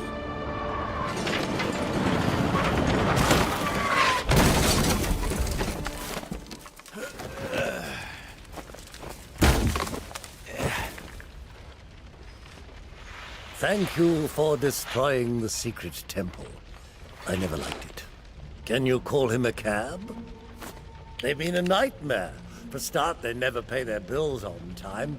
And those ninja masks, we make all of those, you know, and they never pay on time. We've got the rent to pay on the shack, you know what it's like. Cost of wood is through the roof. And then there's the yak. They look cheap, but they cost a fortune.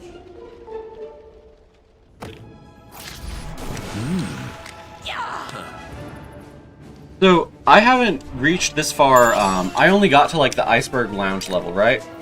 Is there a point where you can play as like, you can swap out the side character? Like, you can change Jim Gordon into Alfred at any point?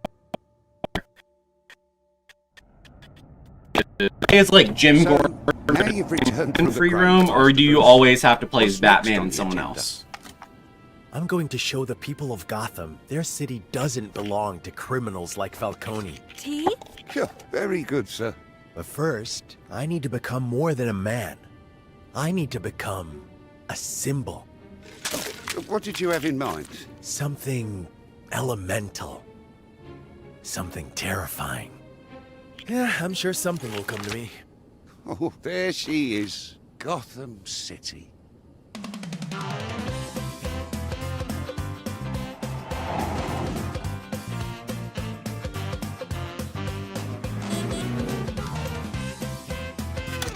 Oh dear, wrong side.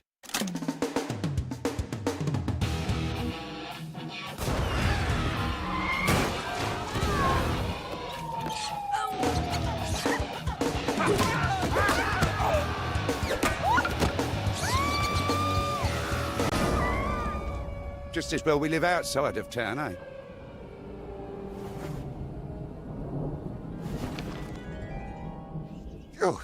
Oh, thanks for helping with the luggage, Bruce. My pleasure, Alfred. So many memories. So sorry, sir. I don't know where they keep coming from. I have an idea. Come on. Where are we going, Master Bruce? I hope whatever LEGO game That, Map Rap is Alfred. fun. I do We're too. gonna A follow love letter to whatever it's adapting and keep dear. fucking up pressing. Cinder. Yeah, I feel that. I really like, the only problem is that, like, LEGO Star Wars Skywalker Saga and this, the only problem is that, like, these games take, like, 5 or 6 years to make. They can't just churn out one game a year anymore. So, like, a game like this, they have to sell 10 times as many of them now. And they can't just only sell a game like this to kids, they have to sell them to adults too to make back the profit It'll now. take some willing to get them open. Then I guess we're knocking him down. Bingo. Lawnmower it is. That rusty gate has no chance. Oh, if The you say bat so, mower. sir. Those gates were older than me, you know. This place has seen better days. Well, now you're back, we can get you working on the garden, sir. We can build something to get past. Oh, I got hit with the lawnmower. That makes sense. Oh, can't get the lawnmower over there.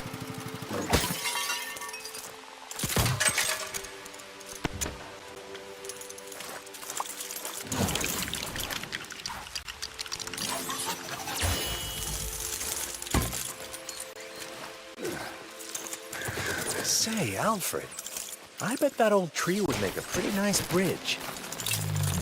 I gotta say, the way that they, the way they do the tutorial level That for worked this, out right? better than I The way it's a expected. tutorial that doesn't feel like a tutorial, it's This really is a lot of clever. effort to chase a bat, sir. Like, even playing through this the second time, like, usually when you restart a game, like, when you restart Kingdom Hearts 1 or That's restart going Kingdom this Hearts way. 2, Come on. you get really annoyed doing Destiny Island or doing the Roxas levels over again. But replaying through the tutorial levels here, leading us to the it's old not well. that annoying. It's not Have that to get grating. down there.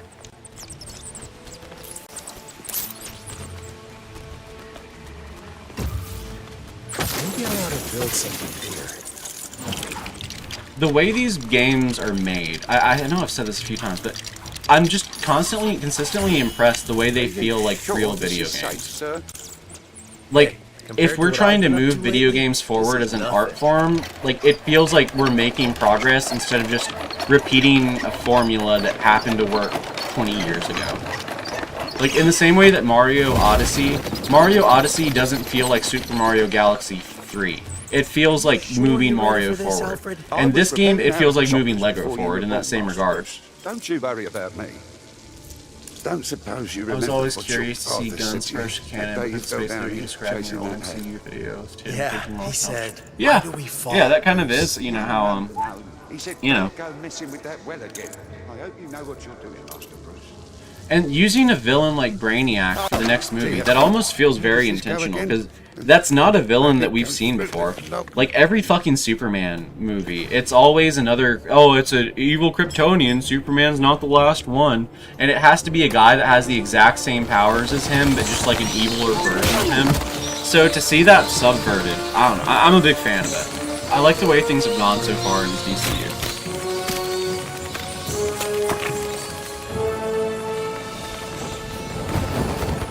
Bats!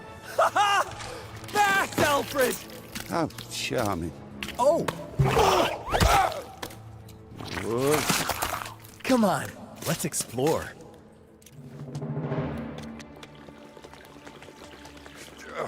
You, gonna make a habit of coming down here?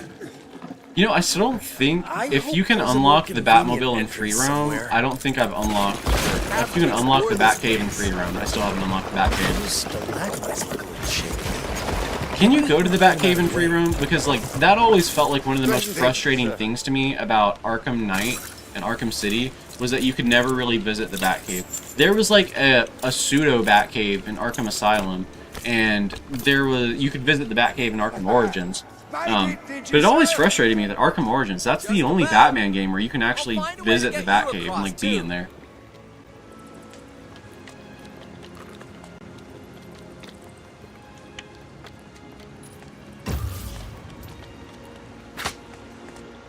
I need to break those stalagmites somehow. Since Amazon clearly has no intention to let the boys go Alright, along. come on up, Alfred. I don't know. I don't know if I would want to see an adaptation of this series beat for beat. What I want to see them clone Homelander, and I want to see them do the noir Homelander thing from the original comics, and I want to see them do that as The Boys season 6, or as like a or as The Boys Mexico. I'm trying so hard not to spoil the end of The Boys. You guys have no idea. I'm not gonna spoil it. I'm not gonna talk about it, but oh my god, I want to. I loved it. I thought that the ending was great. I know a lot of people didn't seem to enjoy it, but I liked it. Perhaps some light would encourage them to move along. Good idea. Let's get building. So without spoiling anything, what did you guys think of the ending of the first season of The Boys? Did you guys dig it? Or not the first season, but the series finale of The Boys. That ought to scare off the little blighters. Need it or keep it? Are you all right, sir? I still don't know what the fuck that means. Yeah, Need it or keep why it. wouldn't I be? I hope that. I Well, hope contextually that works. Bats. Don't worry, Alfred. I'm not Watch it that be some scared kind of of slur that I don't know about and I accidentally said. Of course, sir. Need it or keep it. This is perfect. The Is that even a caves, thing they that run people still right say? under the manor. You're right, sir. And it looks like we're under the southeast corner. I don't know if my game is lagging because of all the fog and stuff and water effects in the cave, or if it's just my batteries dying in my Bluetooth controller. But I swear to God, it's not me, it's the game. Okay, this part too, I thought this was cute. The way they recontextualized the Batmobile and where it comes from. Old car. Oh. I took the liberty of making some adjustments. I like that they make the Tim Burton Batman the Animated Series Batmobile, that it comes from a like old school 1970s dragster. Exactly? That's Base sweet. of operations, and the symbol I need to become. A caveman. Oh, Alfred. Let's get to work. First off, we're gonna need a lot of black paint. Oh, I've got a job lot of tangerine. It didn't even track to me till just now. Him saying tangerine. That's a reference to the tangerine meme from The Dark Knight. I understood that reference.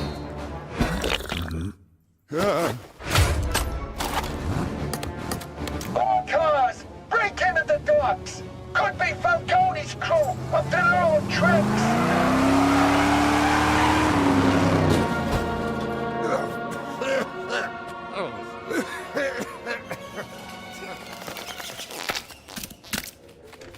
Oh.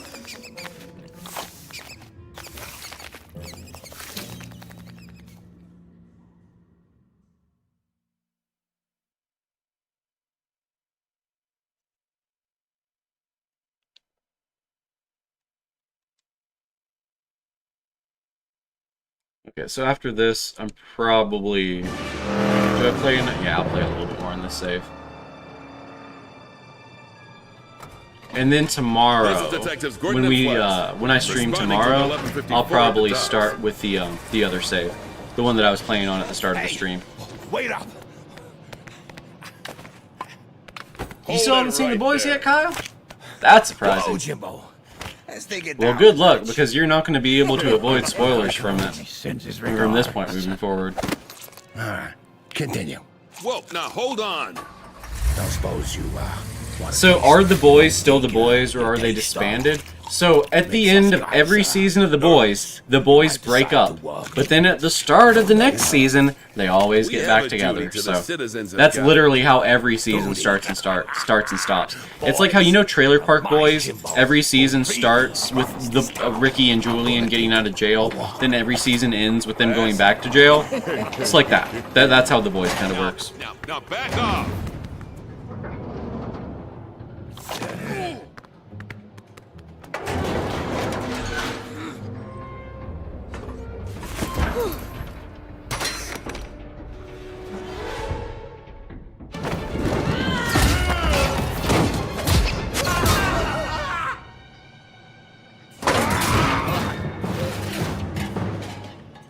And see, that's the thing, like, I think that scene was in The Dark Knight Returns and Batman vs. Superman and The Batman, where it's like, it's in the dark, and then only when someone's shooting bullets can you, like, see the Batman, so you only see him in flashes. I love it when they do that. I'm pretty sure Snyder's Batman did it, Nolan's Batman did it, and the Reeves Batman did it. I think they all have a scene where that happens. It'd be fun to like clip them and put them like side by side in a montage or something.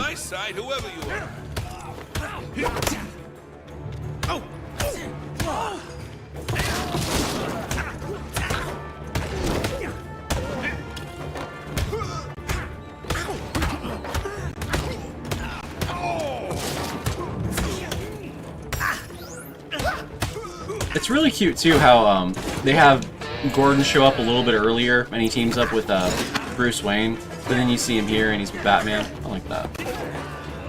I like that.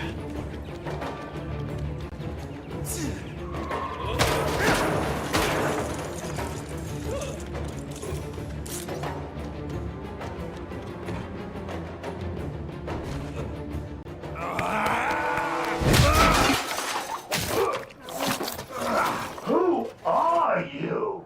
I'm Batman. Aw, shit. Give me a second, folks. Trying to fix my controller, lagging the fuck out. Flash Appreciation Day. See, this is the problem. Every time I see Flash, like, I think that's what Flash looks like in Batman Begins, and that's what they're going off of. But every time I see Flash, it makes me think of, what's his name? Shit.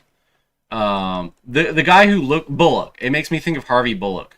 And I always mistake Flash for Bullock. So then when Flash does something fucked up, I'm like, what? Bullock's a good guy. He's the good cop. Bullock isn't supposed to do that. But yeah. I like Bullock. I like it when you see, like, the different cops show up across adaptations and stuff. Like when you see Renee Montoya, when you see Bullock. Yeah, I guess that's my only complaint, is that if you made Flash blonde, like in The Long Halloween and Batman Year One, I would recognize him as Flash easier than making him look like, I guess, the Flash from Batman Begins, or the Batman.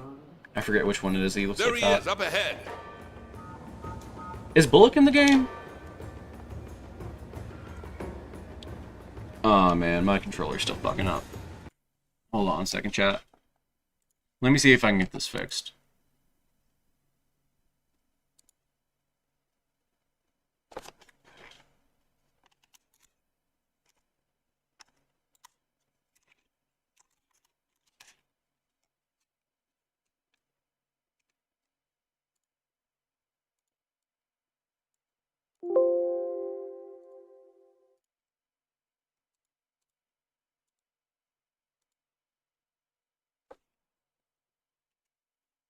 Yeah, it's Batman Begins Flash. You see, that's another thing that, like I said, I really like about the game, is the way it merges all these different continuities. You know, and there are probably more people that would recognize him from Batman Begins than would recognize him from The Long Halloween anyway, so it's like, I get what they would go with that why they would go with that kind of design a little bit. Apologies for the controller issues, everyone. this point, I kind of wonder if it's a controller thing or if it's a Bluetooth thing.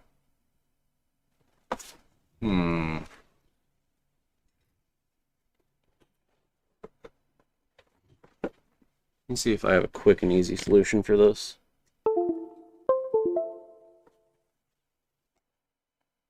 There we go, okay. Yeah, I think it was my Bluetooth chip that was fucking up.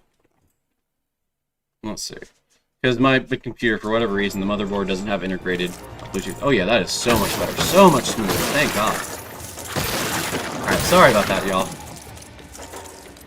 Hopefully, when I stream tomorrow, there'll be not as many technical difficulties.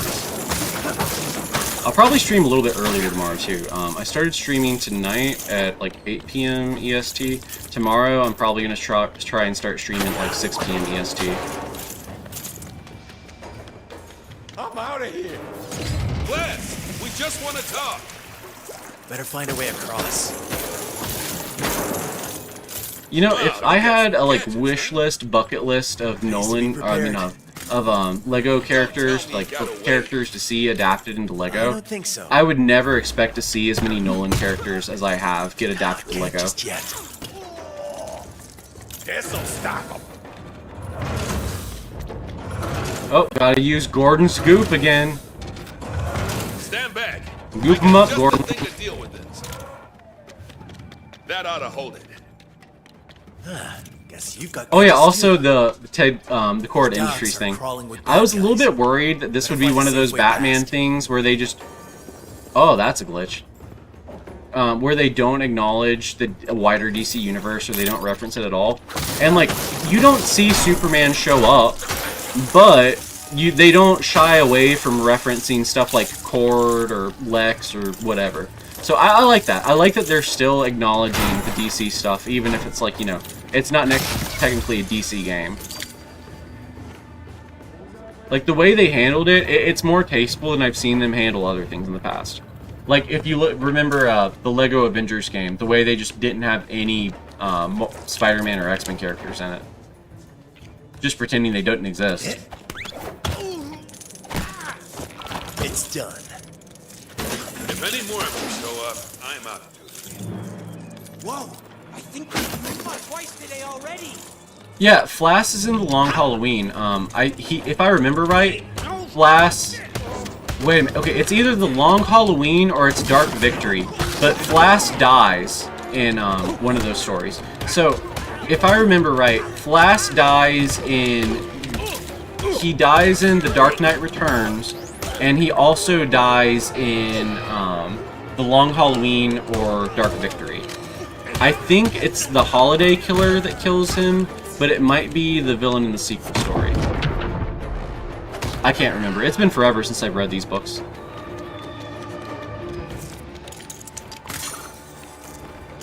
Which DC character do I think has the most potential? The most potential to get a Lego game, or the most potential to get a game? Batman, obviously, but I think it's more likely that we see like a Nightwing game than it is that we see a Wonder Woman game at this point. But in terms of like superhero games, I think we'll see Lego Superman before we see Lego Justice League.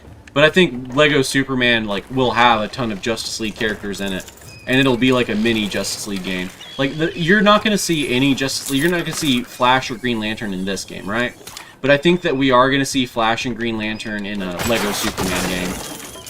And I think Lego Superman, they probably will make Lego Superman before they make Lego Justice League. And it'll be like a trilogy. Lego Batman, Lego Superman, Lego Justice League. And the Lego Superman game, it'll probably be a lot like this, where it walks you through the cartoon and movie versions of the origin and kind of like amalgamates them with the comic books. I think that's going to be what they end up doing. You thought there would be a level where you have to fight Superman as DCE representative. I don't know. I don't know if Superman's in the game or not. I feel like if he's in the game, I would have seen someone clip it or post him by now. Because that's usually how this stuff goes. But I could be wrong. Maybe he isn't. Flash. We'll see. You've got some explaining to do. But yeah, that's kind of the rule of how this stuff works. Like, Batman can show up in a Flash thing, but you can't have Flash show up in a Batman thing. If Batman shows up in a Flash thing, Batman can help solve a mystery in a way that Flash can't solve it. But if Flash shows up in a Batman story, it suddenly becomes, well, why doesn't Flash just go so fast that he fixes the problem? Why doesn't Flash just XY so fast that, you know, it sort of becomes a problem, I guess. And that's another problem I have with, the Batman vs. Superman continuity treated this as canon. The current comic books treat this as canon, and, it seems like James Gunn's DCU treats this as canon. So, Gotham and Metropolis are canonically across the harbor from each other. So, they're like a spitting distance away. They're like maybe an hour away from each other at most by boat. So it's like you can look from the Gotham Harbor across the street and you can see Gotham City. Or you can look from Gotham City and see Metropolis. And the reason that fucks me up is that it all of a sudden, well, how come Superman doesn't protect Gotham too? It's right across the street. So, like, having Gotham and Metropolis be across the street from each other or across the harbor from each other, it doesn't work in the same way that, whatchamacallit. I don't know, I don't think it works. It creates too many problems. In the same way that, you know, having Flash show up in a Batman story creates problems. But having Batman show up in a Flash story, it doesn't create as many issues. I don't know, does that make sense? And, you know, it's not like there's a one-size-fits-all answer or solution to this either. I'm just talking in broad generalizations. Imagine Lego Superman Legacy of Krypton. A Green Arrow game. Yeah, a Green Arrow game in the style of the modern Tomb Raider games, that would be based. I'd really love that. That'd be a lot of fun. I'd play the shit out of that. Honestly, if they really wanted to, like, make a big move, they should take, like, kind of a B-list, C-list character like Green Arrow, and they should give him a game instead of, like, a Batman game. Because there's a lot more pressure on a Batman game to be Batman-esque, but you can take a lot more liberties with something like a, whatchamacallit. You can take a lot more liberties with something like, Green Arrow. Like, you know how Arrow, the CW show, isn't necessarily a good adaptation of Green Arrow at all? But no one really cared, and they're like, okay, this is a different thing, but it's still good, so we don't really mind it. You would never get away with that with Batman. Never. But there's more wiggle room for a Green Arrow video game to exist in its own space as its own thing. It's Batman, actually.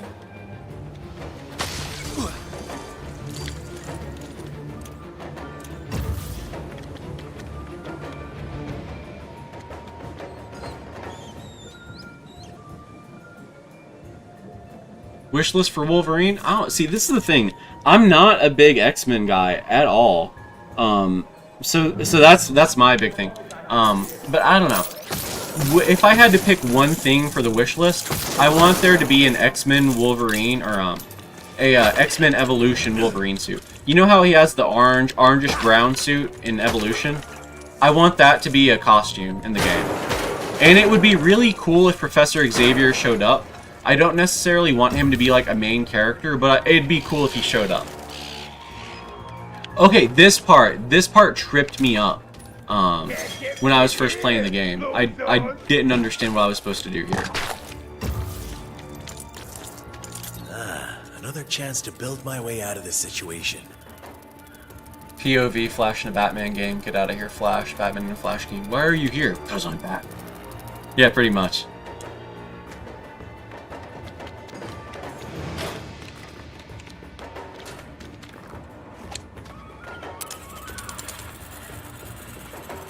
No, okay, that makes sense now.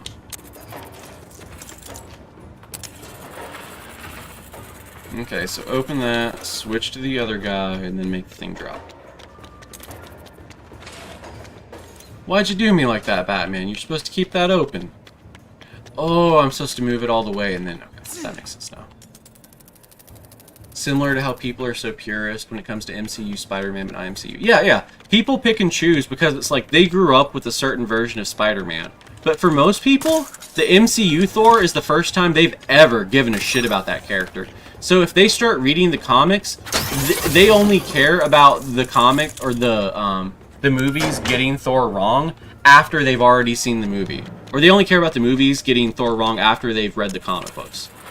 Or after they've seen the movie, yeah. So if you watch the movies first, you'll be less upset about it long term, I think.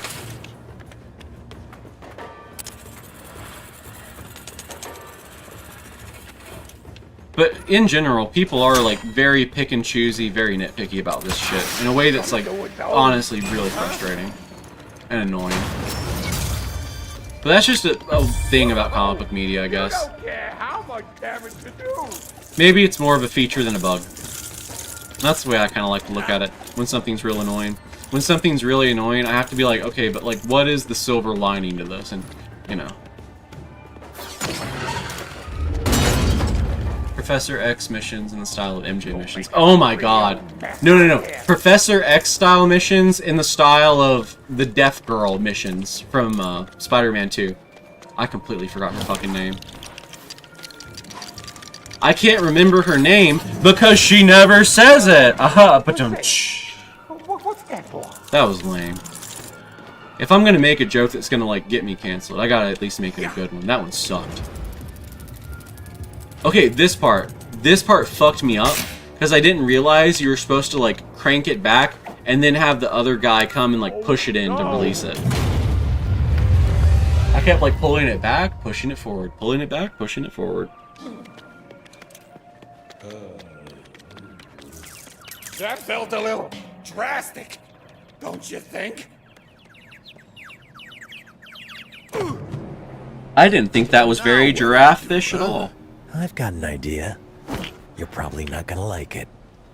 Yeah, right. Like, I don't get why people are upset over the crypto changes either. Like, and honestly, let's be real. He's a cuter dog in the DCU than he is usually. What a mess. Like, the dog breed they picked was perfect.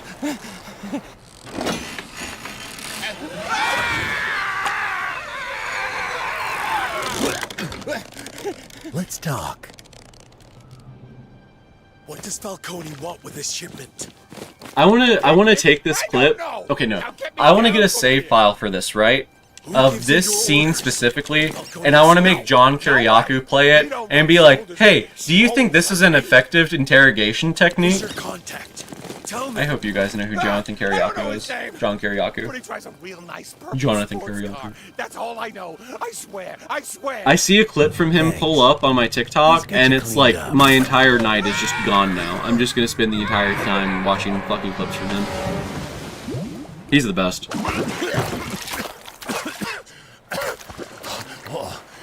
And that's when I got the hummus. So salty.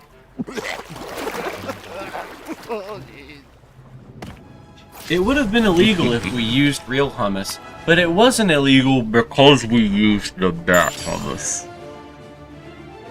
Yeah, the bat hummus really makes all the difference. If you guys haven't watched John Kiriakou, that's not going to make any sense. Putting out an It sound APB completely on any schizophrenic. purple sports cars in the Tri-Corner area. You need a ride? Bet. I love the Crypto cartoon, man. I haven't watched it since I was a kid, but I loved it when I was a kid. That was my shit. Genuinely the fucking best.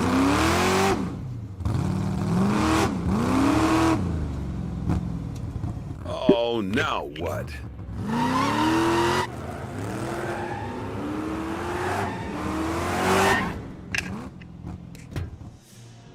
Yeah, see, that's such a stupid hill to die on. I grew up with the Crypto cartoon and Guns Crypto isn't the real Crypto. That's straight up not my Batman shit. You had Batman teaming up with Santa and the Easter Bunny. I'm sorry, but that's not my Batman. Here I was thinking you were all I hate that mentality so fucking much, and you see it so much with like MCU Spider-Man haters and like so much stuff in comics all the time. It's so irritating. And it's like you said before, no one gives a shit about MCU Thor, but if you change the slightest thing about MCU Spider-Man, everyone loses their mind. Wait, you can pick up our police scanners? Of course I can. Am I gonna watch Spider-Noir? Yeah, I'll definitely watch We don't have a Spider-Noir. problem here, do we? Spider-Noir looks pretty solid, like surprisingly.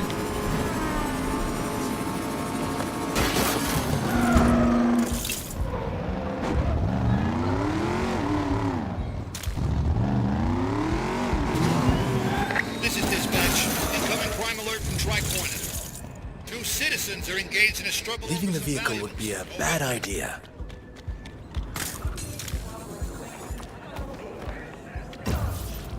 Let me see if I can stealth my way into this. Or around it. I don't know if I can or not. I don't think I really can. Scary. We can handle this. See, I'm gonna swap suits too. Yeah, I'm gonna use that first appearance. I love this suit so much. It looks so cool in Lego form too. Thanks. I remember when they were doing blind bag Lego figures a few years ago. I got a couple of them. I got the Jay Garrick Lego. I got the new 52 Superman. I really wanted the Golden Age Batman, the bat suit that this is based on, but I never pulled it. Never managed to get it.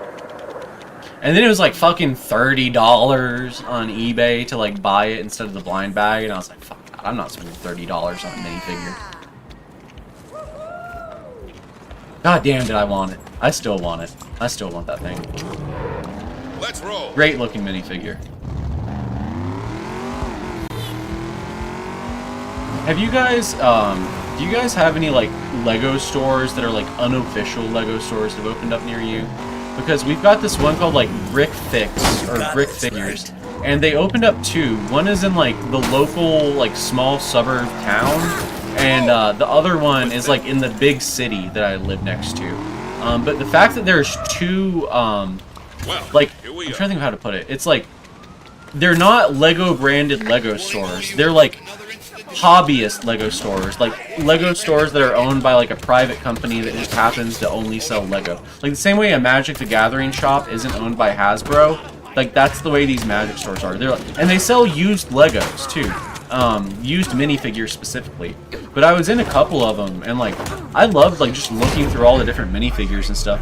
But the problem is that anytime I see like a rare minifigure that I want, it's like 30, 40, 50 fucking dollars. Detective Gordon, it's Officer Rennie Montoya.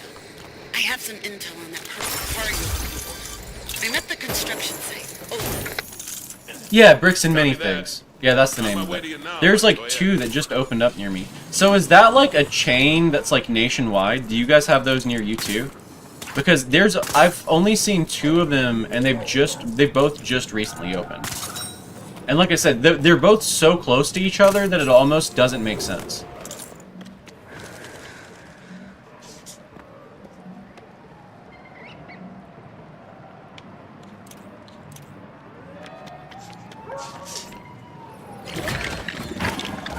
I love how the Batmobile just like assembles itself whenever you summon it. That's a great way to spawn it into the game. Remind me to write you a ticket later.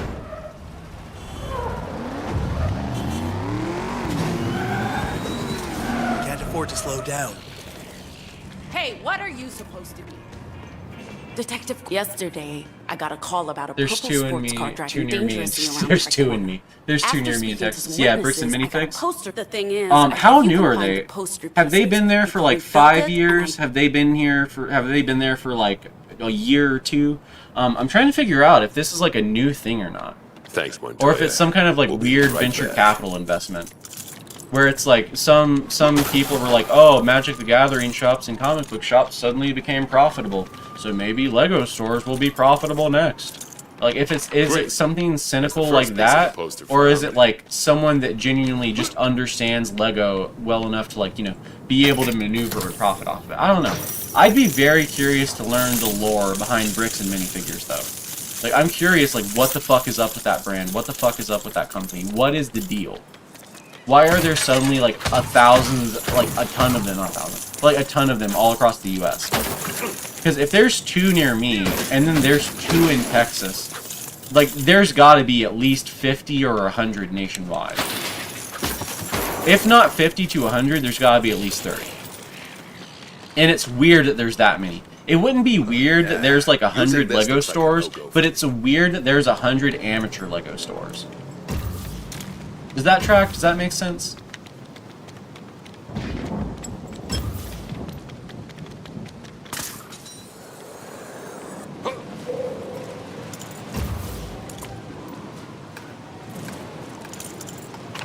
2 pieces down, 1 to go. Okay, 1 more to Then we go. can identify our suspect.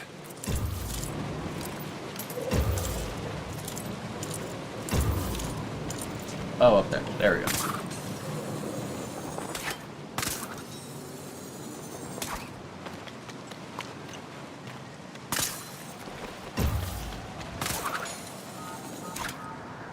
There we go.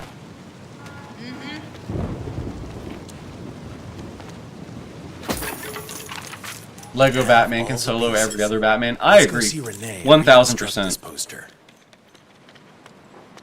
And beyond that, I think any Silver Age, campy, goofy Batman, like Adam West Batman, or Brave and the Bold Batman, either or, could clear Christopher Nolan's Batman or the Zack Snyder Batman in a heartbeat, without even trying.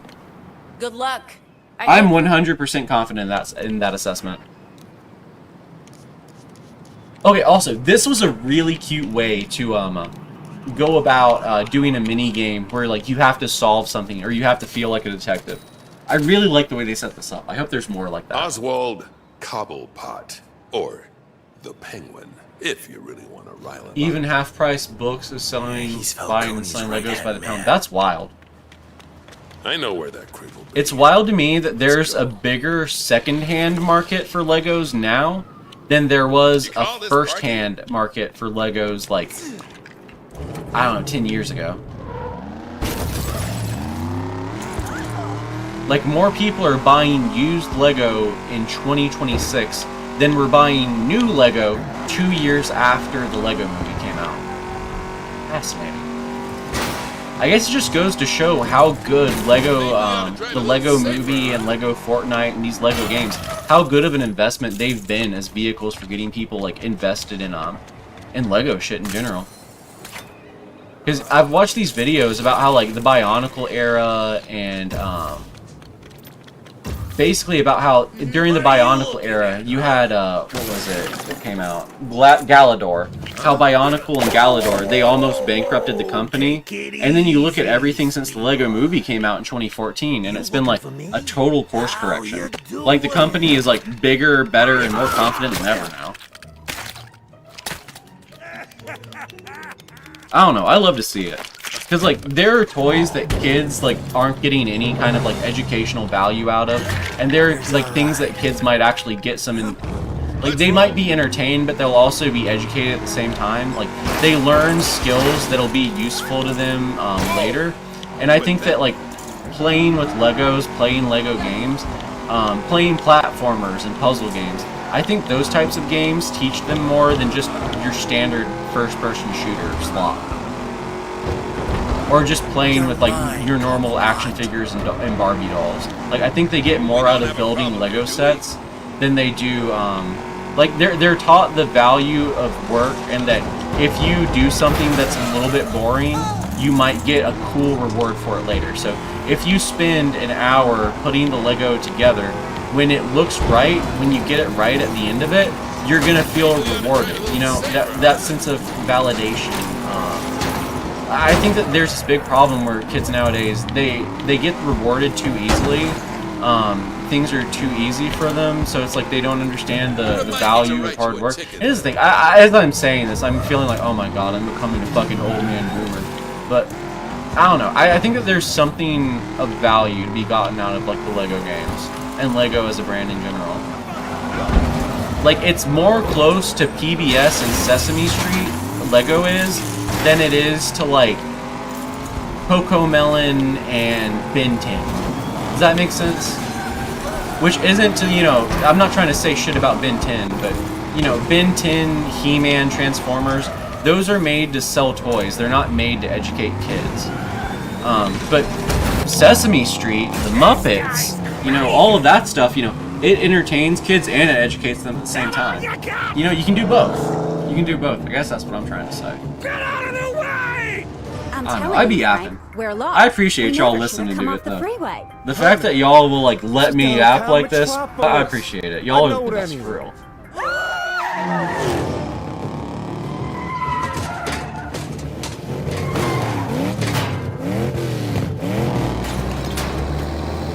You know, I wonder if there are Lego Batman mods yet. Because, like, as soon as there are Lego Batman mods, I have to commission someone to add in, like, my VTuber model, like, not this exactly, but, like, my character as, like, in Lego form into this game. As soon as there are, like, mods out there on Nexus, like, I'm gonna be on them. I'm gonna be trying to find, like, and commission someone to do that.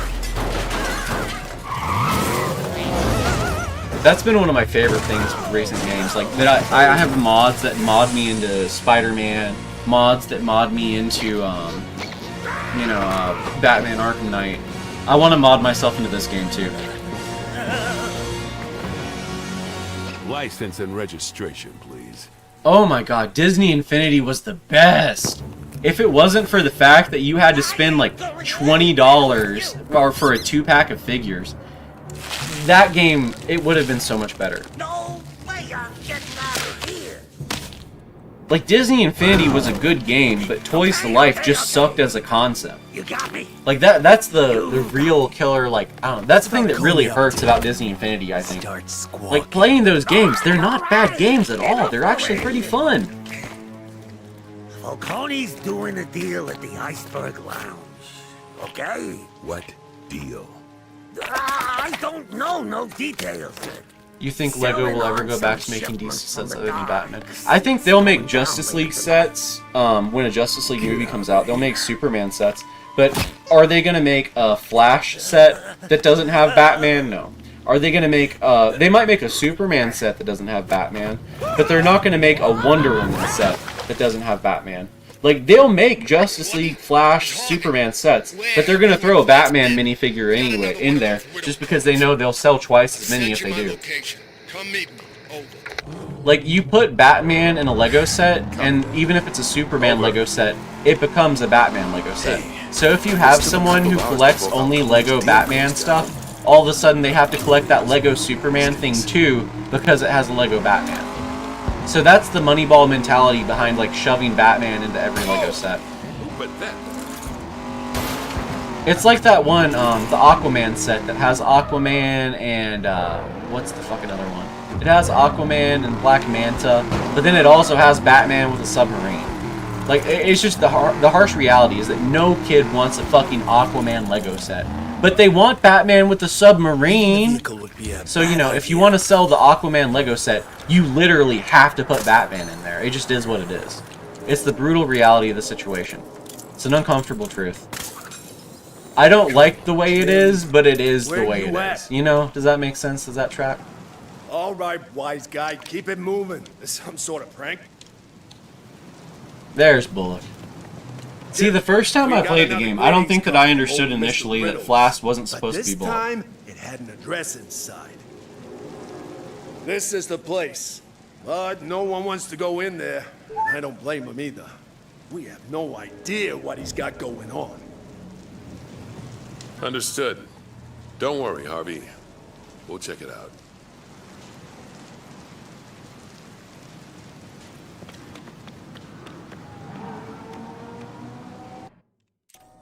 Officer Gordon, welcome, and... Okay, so this puts me back to, like, where we were at the start of the stream. This is where we started off today. So I'm going to go back and I'm going to load the other save file. So, hour 42 minutes to get to where I had played earlier. I think I had played like 2 hours yesterday, off stream. So yeah, I'm probably going to do like one more mission real quick. And then I'm probably going to call it a night.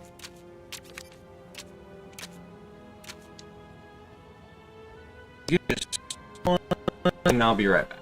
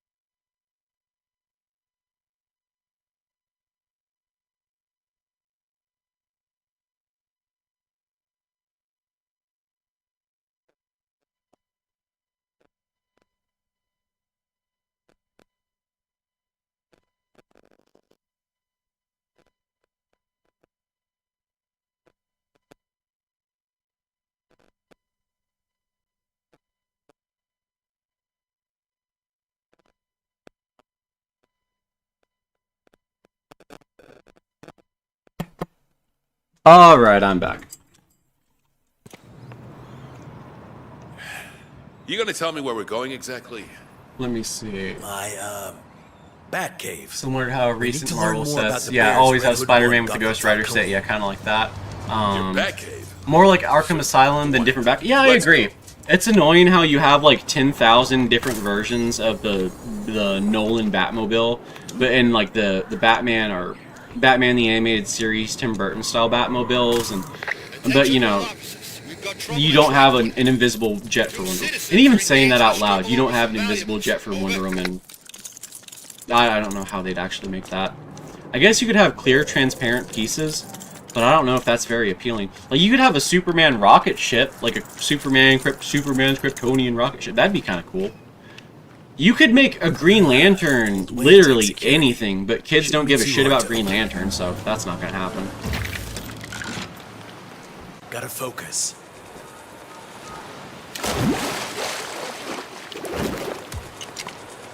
Hello? Okay, where am I supposed to go next? Let's see up top here. Okay, that one's supposed to get hit with Gordon's goop, so. Let's hit it, Gordo. Okay, and then the next one's here.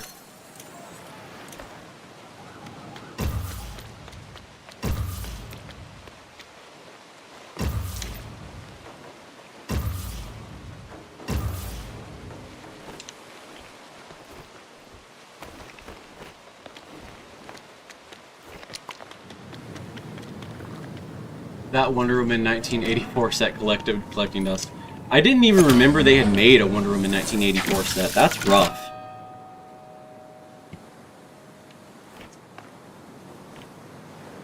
Better trio: Spider-Man, Hulk, and Wolverine, or Iron Man, Thor, and Cap. Spider-Man, Hulk, and Wolverine. Clears every time. Like, this is the thing that people forget about the Avengers. The Avengers aren't supposed to be the main characters. The Avengers... The reason that book exists is because, like, all those characters' books were going to get canceled. They were all the B-listers, so it was like, we put all the boring, shitty characters on one team together, and then, you know, maybe they'll be popular if we combine them. It's the same logic behind Justice Society and the original Justice League. The reason they didn't put Spider-Man in those books, the reason that they didn't put Batman or Superman in them, or they didn't have them be prominent, is because they're like, okay, well, Batman and Superman are the most prominent characters, so, you know, if we, whatchamacallit, if we overuse Batman and Superman, if we put them next to the shitty characters too often, we might sell less Batman and Superman. We might devalue them by putting them next to the others. Which, you know, clearly it's the opposite train of logic in the modern day. But yeah, so like Hulk, Wolverine, Spider-Man, those are the real that's the real Marvel Trinity. Captain America, Thor, Iron Man, those just happen to be the characters that Marvel and Disney have the rights to. That's not the real Marvel Trinity. I feel that old Marvel hero Scott Johnson style. Yeah, that evergreen thing. Yeah, I feel you. I feel you. I empathize with that.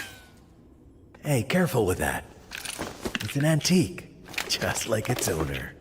Oi, cheeky. Keep it. It suits you.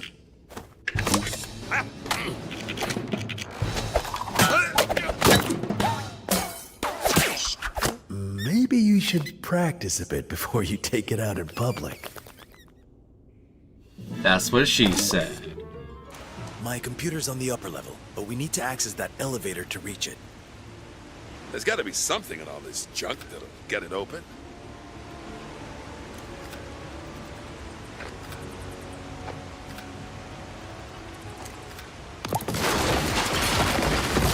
This thing packs a punch. You know, I didn't even realize I was still in, like, the tutorial missions until Reddy had mentioned it. Doubt this thing opens. Oh, that's a hell of a collectible.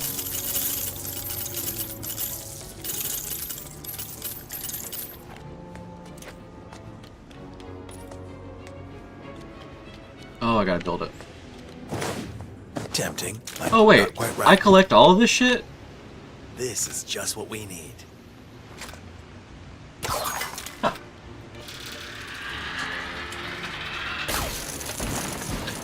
Nice. Let's head up and see if we can figure out what's in this bear. Does it let me collect? Yeah. Not the tool we're looking for. I like the whatchamacallit. I like the guitar because like that's a reference to the Bat Metal gag in the movie. I understood that reference.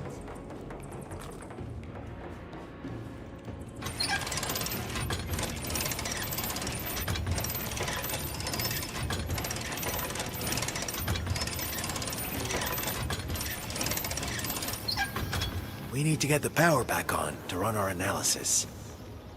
Alright. So I hate to say it, y'all, but I had something come up. I'm gonna actually have to hop off the stream, but I'm gonna try and stream tomorrow at 6 p.m. EST. So if you're on the other coast, it's probably gonna be like 9 p.m. Or no. If you're on the other coast, it's gonna be like 3 p.m. Anyway, I'm gonna stream tomorrow. Join the Discord if you haven't already. But thank you for watching. Thank you for tuning in. Buy Lego Batman. This game is based, and I will catch you all later. Thanks for tuning in.